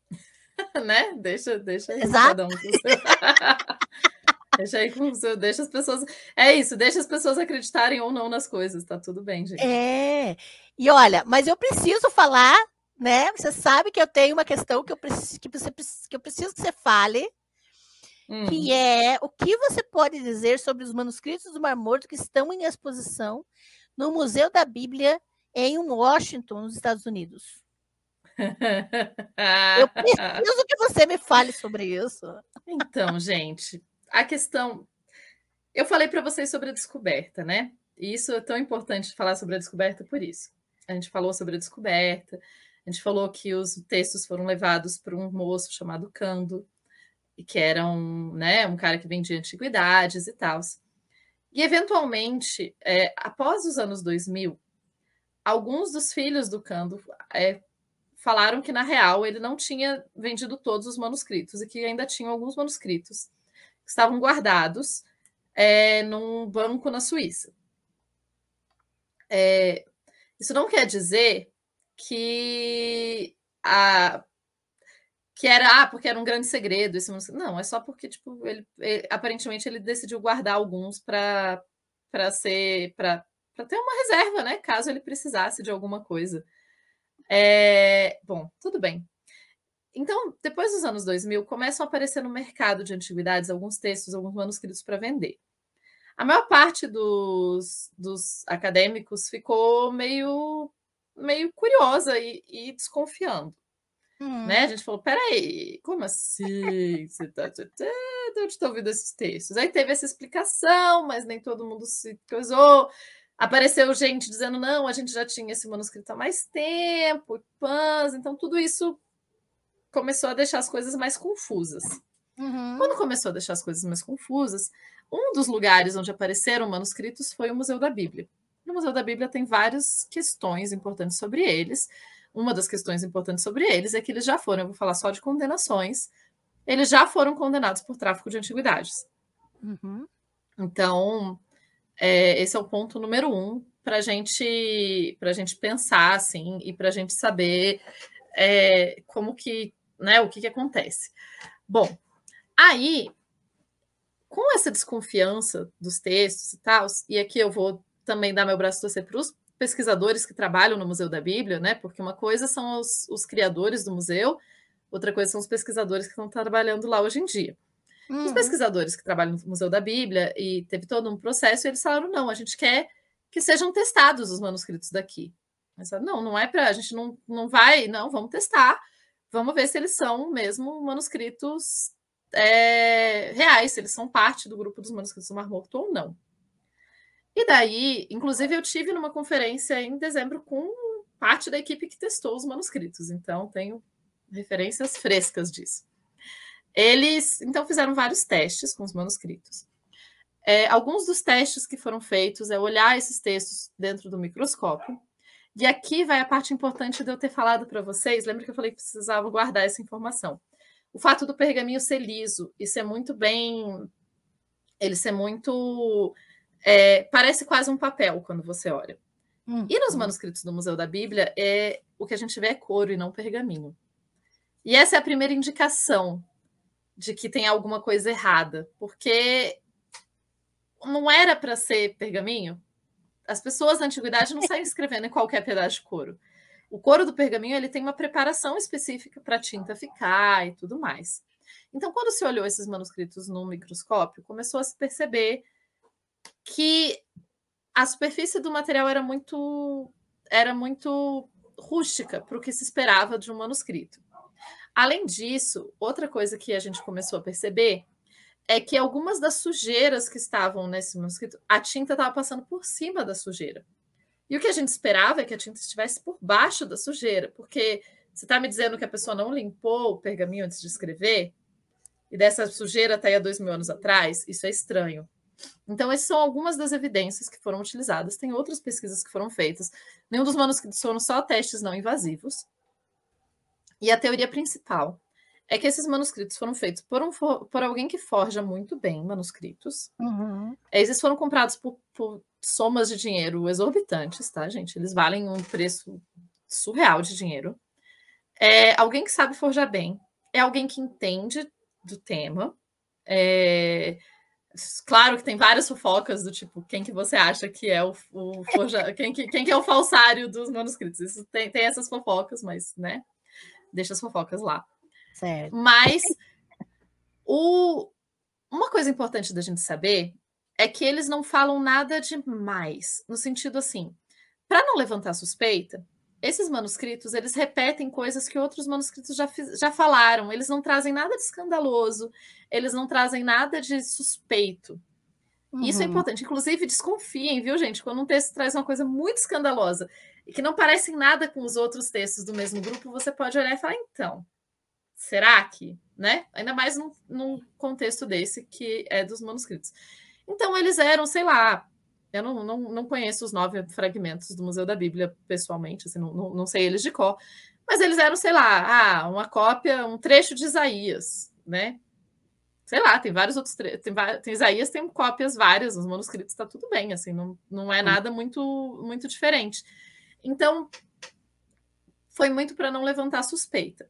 O próprio Museu da Bíblia já admitiu que os textos são forjados, que eles não são coisas, eles dizem que eles foram enganados na compra, e eu não estou aqui para dizer quem foi ou não foi, não é esse o ponto, mas a gente sabe que esses textos são falsos. Mas aí que vem o segundo segunda questão que é importante. Porque a partir daí, algumas pessoas vieram e falaram, então, a gente nunca fez esses mesmos testes nos manuscritos do Mar Morto que estão em Israel. A gente só aceitou que eles eram verdadeiros porque eles estão lá desde sempre, tipo, desde os anos 40. Será que a gente não precisa fazer esse mesmo tipo de teste com esse mesmo tipo de critério nos textos que estão lá? E daí a gente tem uma... essa questão é complicada. Vem muito de um debate que está acontecendo agora no mundo acadêmico, que não existia anos atrás, sobre proveniência. Sobre, tipo, esses textos, qual a proveniência desses textos? E daí a gente tem vários outros problemas que eu não vou entrar. Mas esse tipo de debate está sendo feito e os textos do Museu da Bíblia terem aparecido falam muito sobre isso. A teoria principal é que provavelmente eles usaram sola de sapato da antiguidade. Então, se você fizer, por exemplo, um teste de carbono 14, vai dizer que ele é do período correto. O detalhe sobre ele não ser correto está em outras questões dele, não é no carbono 14. Eu gosto de falar isso porque as pessoas, às vezes, acham que não, é só fazer um teste de carbono 14. O teste de carbono 14 não define as coisas. E é por isso, você precisa, às vezes, de um especialista em texto para saber. Porque, às vezes, o que está estranho é a gramática. Às vezes, a construção gramatical que está sendo utilizada é uma construção gramatical que só apareceu no hebraico 500 anos depois. E daí você fala, não bate com o período, entendeu? Então, é esse tipo de coisa que a gente tem que colocar junto, assim. Existem alguns pesquisadores trabalhando, tem um projeto chamado The Lying Pen of the Scribes, né? A caneta mentirosa dos escribas. Eu acho que eles ainda têm um blog e eles fazem um trabalho muito legal sobre justamente pesquisar, o professor Orsten, eles vão pesquisar e trabalhar justamente com essa questão dos manuscritos falsos. Eles trabalham especificamente com os manuscritos pós-2000 e é super legal, assim, é super interessante. É um campo relativamente novo dentro do mundo dos manuscritos, mas é um campo super interessante, eu acho fascinante. E traz muito para essa contemporaneidade, porque como os manuscritos são lidos, né? Eles foram muito importantes para a gente saber, para a gente confirmar leituras do texto bíblico. Os manuscritos são textos importantes para a gente entender outras coisas. Então, a existência de textos falsos é possível, e por isso que a gente precisa pensar, e por isso que a gente precisa analisar e tudo mais. O Museu da Bíblia, esse não é o único caso de coisas falsas, e eu estou falando realmente só de condenação, tá, gente? Eles já foram condenados por tráfico de antiguidade. Então, eles têm algumas políticas questionáveis dentro da forma em que eles funcionam dentro do mundo, né, de artefatos antigos. Mas, por outro lado, eu acho que realmente a gente tem uma equipe interessante. Até eu não vou aqui de forma nenhuma, não é para vocês desqualificarem um pesquisador só porque ele trabalha no Museu da Bíblia. Até porque a gente sabe que empregos são difíceis. Então a gente não pode. Vamos lembrar, trabalhador, tem trabalhador lá. Isso. E a equipe que trabalhou e que fez essas análises é uma equipe multidisciplinar, é uma equipe que trabalhou, então, tem gente e tem gente que está questionando os resultados. O Museu da Bíblia diz que o texto é falso e admitiu, e é isso, mas tem gente que questiona e fala, peraí, é mesmo falso? E daí tem todo esse outro questionamento. E se a gente passar pelo mesmo tipo de escrutínio, os outros manuscritos, vão todos eles funcionar? Então, fica aí. É verdade. E teve gente perguntando aqui sobre a questão do infravermelho. Como é que é feito essa... É tão legal. Inclusive, naquele site que eu falei, da Biblioteca Leon Levi, eles têm um videozinho de YouTube em inglês que conta a história de como que é com vídeo. A ideia é bem legal para vocês verem, mas só para dar uma base para vocês, é um equipamento, eles gostam de falar, é um equipamento desenvolvido pela NASA, mas realmente, é uma tecnologia em conjunto com a NASA e tudo mais. E o que eles fizeram hoje em dia, né, a última vez que eles fizeram isso foi fotografar esses manuscritos. Eles fizeram uma sala específica para fotografá-los. E daí ele fotografou, tem uma máquina que fotografa ele circular, porque daí você consegue ver diferentes tipos de luz e sombra no manuscrito. Além disso, eles foram fotografados com várias ondas de luz diferentes. Então, não é bem raio-x, é tipo várias ondas de luz diferentes. Infravermelho e várias outras ondas de luz no espectro visível e invisível, justamente para a gente ver se tem alguma outra coisa lá. E eles foram fotografados frente e verso também. Então, esse foi o trabalho, é um trabalho fascinante, é um trabalho muito cuidadoso que foi feito e um dinheiro muito grande que foi investido tanto pelo governo de Israel quanto pelo Google. E daí o resultado desse projeto é os manuscritos que eu mostrei para vocês, aquelas imagens em altíssima qualidade. Aquelas são as imagens disponíveis para o público. Você também pode entrar em contato com eles para conseguir, se você precisa de uma imagem específica de algum manuscrito. Muitas vezes daí tem uma taxa que é cobrada, dependendo do tipo de imagem e tal, mas aí é outra questão, é relativamente comum que se cobre taxas e questões assim, porque, né, para manter os sites funcionando e os projetos e tudo mais.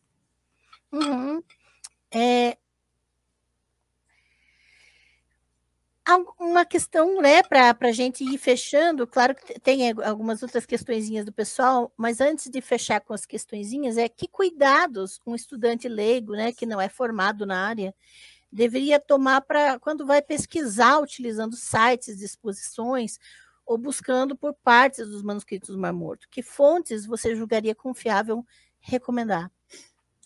Quer ver? Eu vou dar uma dica que parece um pouco contraintuitiva para uma pesquisadora, mas é uma dica que serve para muito assunto, gente.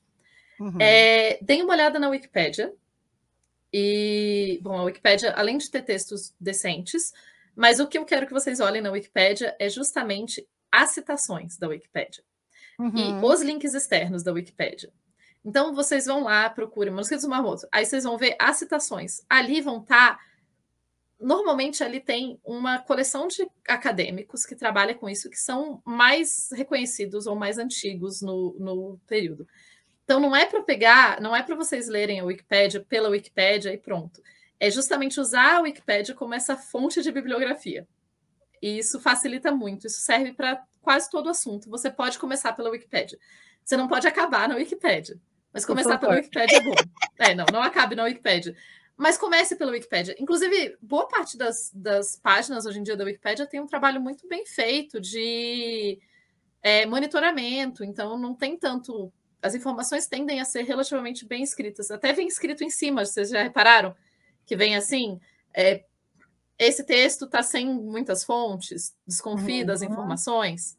Aí a outra dica, nesse caso, ainda seguindo dentro da Wikipédia, é você procurar em mais de uma língua. Muitas vezes, se você está em dúvida, pode olhar em mais de uma língua, porque os autores mais famosos, eles vão se repetir em mais de uma língua. Os autores mais reconhecidos. Muitas vezes, se olhar só em português, não vai ter tudo. Inglês, para os manuscritos do Mar Morto, inglês é a língua principal para a gente procurar. Você vai encontrar coisas em alemão e francês, italiano também, mas inglês, né? Vamos manter aqui numa um pouquinho mais fácil. Em espanhol tem uma coisa ou outra, porque existe, especialmente tem o Florentino Garcia Martínez, que é um pesquisador que escreve em língua espanhola, e a gente tem também, que o nosso site está fora do ar, mas a gente tem uma rede latino-americana de estudos dos manuscritos do Mar Morto. Eu vou passar para a Ângela depois o link certinho. Por favor. E daí vocês podem também acompanhar o trabalho de todo mundo. Tem uma página em português, manuscritosdomarmorto.com, se eu não me engano, que é de um professor. Ele falou que já tentaram várias vezes comprar dele, vários pessoal de teoria da conspiração e tal tentou comprar dele esse site. Se conseguissem. Não, é exatíssimo, manuscritosdomarmorto.com. Ele tem uma bibliografia básica muito boa de textos. É um professor, né? Então, ele faz parte também da nossa rede latino-americana de pesquisa. E, então, vale a pena, assim. Eu acho que o primeiro cuidado, e daí serve para manuscritos do Mar Morto ou para outras coisas que vocês estiverem estudando e pesquisando, o primeiro cuidado é: da onde eu estou tirando essa fonte? Por isso que eu indiquei a Wikipédia, porque eu queria mesmo uma coisa acessível para vocês, assim, para todo mundo, um lugar que todo mundo pode procurar. E com isso você consegue essa base. E daí você olha o texto do outro autor. Quando você quer dar um passo além da Wikipédia, e se você quer ir um pouquinho mais a fundo, que eu recomendo, outra dica é você procurar no Google Acadêmico. Não procura no Google comum, procura no Google Acadêmico. Porque ele vai te mostrar os artigos que são mais comuns. E às vezes, até pelos títulos dos artigos do Google Acadêmico, você consegue saber mais ou menos o que o pessoal. Quais são as principais teorias e como que isso está funcionando. Isso serve para tudo. Fora isso, para os manuscritos do Mar Morto, vocês podem olhar os sites do Museu de Jerusalém.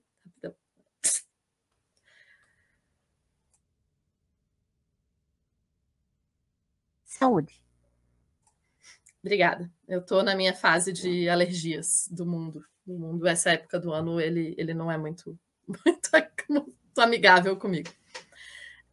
Vocês podem olhar para os manuscritos do Mar Morto, vocês podem confiar no museu, né, nas questões, o Museu de Israel, a Autoridade de Israel, a Autoridade de Antiguidades de Israel. O Geza Vermes é um clássico e ele tem em português. Vocês podem olhar assim as coisas do Geza Vermes. Ele é um acadêmico muito respeitado.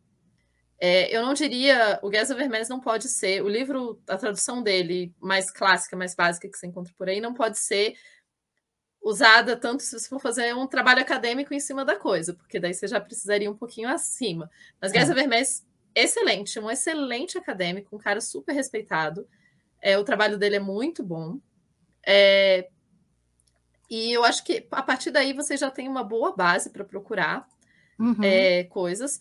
Eu diria isso, procurem para falar dos manuscritos, desconfiem de coisas muito sensacionalistas. Os manuscritos são maravilhosos, sensacionais, eles informam muito para a gente sobre a antiguidade. Mas desconfie quando alguém tentar te vender como se fosse um grande segredo. Desconfie toda essa narrativa de tipo, nossa, olha só, descoberto o grande segredo, o mistério. Não, porque na verdade a gente já sabe muito sobre os manuscritos. Não tem tantos segredos assim.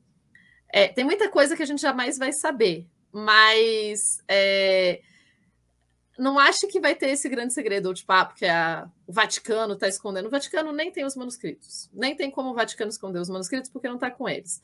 E depois o Vaticano tende a não encrencar com manuscritos antigos. Eu descobri recentemente que às vezes é um pouco mais chato conseguir acesso a textos mais recentes no Vaticano. Especialmente coisas relacionadas à escravidão. Tal. Eu estava conversando com um pesquisador, ele falou que esses realmente são mais chatos. Mas para a antiguidade, gente, o Vaticano ele deixa, assim, talvez ele não deixe você entrar lá e mexer no manuscrito, porque não pode, porque você vai estragar, mas assim, fora isso, tranquilo. É só entrar em contato, explicar o motivo pelo qual você quer ter acesso a essa coisa e tá tudo bem. Exatamente. Agora um bate-volta rapidinho que o pessoal perguntou. Se tem Pentateuco Samaritano nos manuscritos do Mar Morto? Não, até onde eu saiba. Tá. Então, perguntaram sobre o manuscrito de Mannerheim, se faz parte do manuscrito do Mar Morto. Até onde eu sei, não conheço. Tá. Não tem que dar conta, né? Tem aqui, documento de Damasco. Exatamente. Esse. O documento de Damasco, ele é fantástico, fabuloso. Ele é um dos manuscritos do Mar Morto. A gente não esperava encontrar o mesmo texto que a gente encontrou. É um texto que foi encontrado em Damasco, e por isso que ele é conhecido como documento de Damasco. E, eventualmente, foi encontrada uma cópia nos manuscritos do Mar Morto. Eles não são cópias exatas, mas eles são muito parecidas. E ele faz parte dentro do que a gente chama de textos jurídicos dos manuscritos do Mar Morto. Então, são textos que falam sobre leis. Nesse caso, os dois estão falando sobre leis e sobre questões legais para os textos, para uma comunidade. A gente não sabe exatamente que comunidade é essa. Muitas vezes é associada com a comunidade dos essênios, mas não necessariamente. A minha orientadora de doutorado é especialista no Códice Damasco, o nome dela é Charlotte Hempel. Boa parte dos livros que vocês vão encontrar por aí foi ela que escreveu, então eu tinha um certo, né, conversar com a pessoa que sabe mais desse texto. Mas é um texto jurídico que fala sobre uma comunidade de judeus e tem regras para essa comunidade existir. Esse é um resumo básico do documento de Damasco. E é fascinante o fato da gente ter encontrado ele em Damasco e nos manuscritos do Mar Morto, que sugere algum tipo de conexão. De alguma forma, esse texto foi copiado nesses dois lugares. Então, daí tem todas as outras pesquisas. E fala muito sobre migração de grupos judaicos, né? Uhum. E perguntaram o que você acha do Norman Golb, que escreveu o livro Quem Escreveu os Manuscritos do Mar Morto. Em 1995, ele publicou esse livro. Um pouco antigo, mas ok, dá para ler. Um pouco antigo, eu diria, mas não se perde. Eu vi aqui que tem também uma pergunta sobre o Adolfo Reutemann, que, por sinal, também faz parte da nossa rede latino-americana, porque ele é o curador, ele tem publicações mais acessíveis e tem publicações acadêmicas também. E ele é argentino, então ele faz parte da rede latino-americana de pesquisadores e pode também olhar coisas para ele. Emanuel Tove é um cara maravilhoso também. Sim, já crítica textual, conheço, né? né? Conheço pessoalmente também. Gente, eu falo conheço pessoalmente, mas vocês têm que entender que o mundo dos manuscritos ele é desse tamanho. Então, conhecer as pessoas pessoalmente não é grande coisa, porque a gente faz conferência às vezes com 30 pessoas. Nossa, é verdade, né? Gente, eu só preciso avisar, sobre questões do Novo Testamento, tem o curso de Leituras do Novo Testamento, que eu trabalho tanto a redação, contexto, organização dos textos do Novo Testamento, e falo inclusive dessa questão da autoria, que é muito debatida, tá? Então, aqui no link fixado, o Linktree, que está em cima no chat, ou na descrição de todos os vídeos, você encontra meus cursos. Então, por isso esse assunto sobre redação do Novo Testamento, a gente não vai tratar a live aqui sobre manuscritos do Mar Morto, tá, gente? E eu agradeço demais a participação de vocês. Sim. Eu vi que tem uma pergunta também sobre o Mestre da Justiça, né? Sim. Bem rapidinho, só para trazer o Maskil, o Mestre da Justiça, depende da tradução e da forma que a gente traduz, sim, ele é uma figura muito importante para Qumran e para os manuscritos do Mar Morto. A gente daí teria que fazer toda uma outra live para explicar todas as implicações e como que isso funciona com a Yahad, que seria essa comunidade. Ele, às vezes, é tido mais ou menos como uma figura messiânica, ele não é bem uma figura messiânica. Eu já vi associações dele com Jesus, mas eu acho que elas fazem bem pouco sentido, porque as características são diferentes do que se fala sobre os dois. Mas, sim, é isso. O Mestre da Justiça, o Maskil, era uma posição. Inclusive, aquele texto que eu mostrei para vocês, o 4Q511, ele é conhecido como Songs of the Maskil. Às vezes a gente dá nomes para os manuscritos. Eu gosto dos códigos porque eu acho mais fácil de encontrar. Mas às vezes a gente dá nomes para eles, então são as músicas do Mestre da Justiça, ou os cânticos, os salmos, enfim, tem várias possibilidades de tradução aqui. E ele é sim uma figura importante. Esses textos fazem parte do clássico dos manuscritos do Mar Morto. Livro meu disponível. Sim. Não ainda. Eu tenho. Vocês podem. No academia.edu tem artigo. Eu descobri que eu sou péssima publicando coisas. Pra vocês terem noção, gente, eu fiz há um tempo atrás, olhei no meu computador e eu tenho 2 artigos escritos que eu nunca publiquei. Porque caos, porque o meu cérebro me convenceu de que ninguém ia querer ler as coisas que eu escrevo. Então, por que eu publicaria, né? Então, mas sim, eu tenho artigos. Saiu um recente explicando mais a parte que eu trabalho mesmo, que são demônios nos manuscritos do Mar Morto. Saiu recentemente pela revista Arcai. Recentemente, isso ano passado. Pela revista Arcai. Esse é acessível em português, então é bem legal. Saiu um capítulo meu também num livro sobre textos em aramaico em Qumran, mas aí esse está em inglês, e daí ele é bem caro. Mas tem também no meu academia.edu, eu tendo a colocar essas coisas, Twitter, Instagram, etc. Então, @tupaguerra, vocês me acham e por lá eu consigo responder também as coisas. E a minha tese de doutorado também está acessível, ela está disponível, mas ela é em inglês, mas ela está disponível.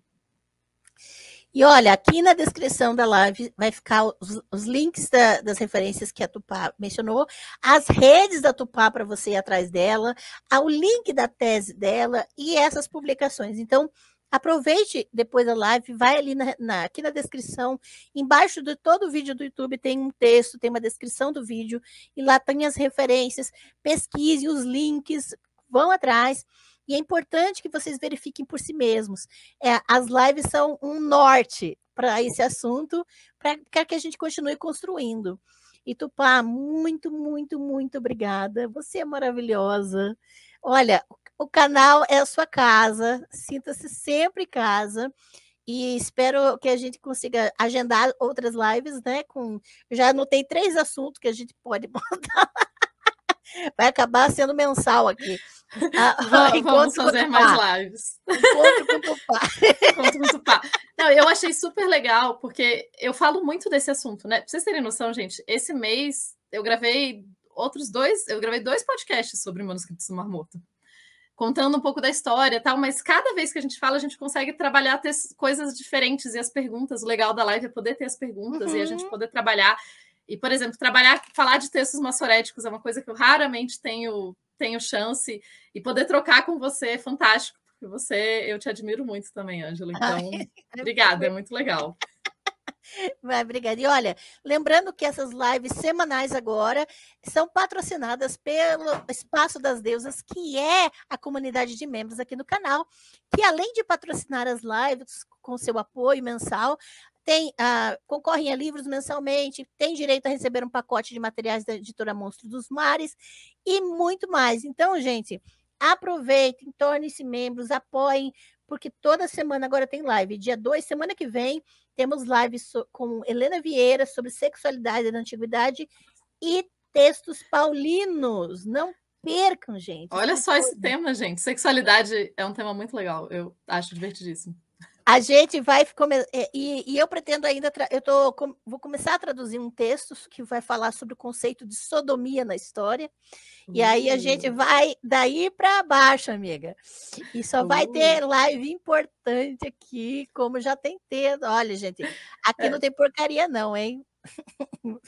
Não, conteúdo de muitíssima qualidade. Ó, o Glimar é testemunha, ó, ganhou o sorteio, ele ganhou, é isso aí, Glimar, parabéns. E domingo tem sorteio de novo, é só adquirir os cursos ou se tornar apoiador ou membro do canal, você concorre todo mês. Tupá, muito obrigada. Obrigada, tá? De novo. Você tem um ótimo trabalho e a gente espera que a gente consiga se encontrar mais vezes aqui. Total. Beijo, gente. Beijo, pessoal. Muito obrigada pela participação e todas as perguntas e comentários. Um grande abraço. Até a próxima, pessoal. Tchau.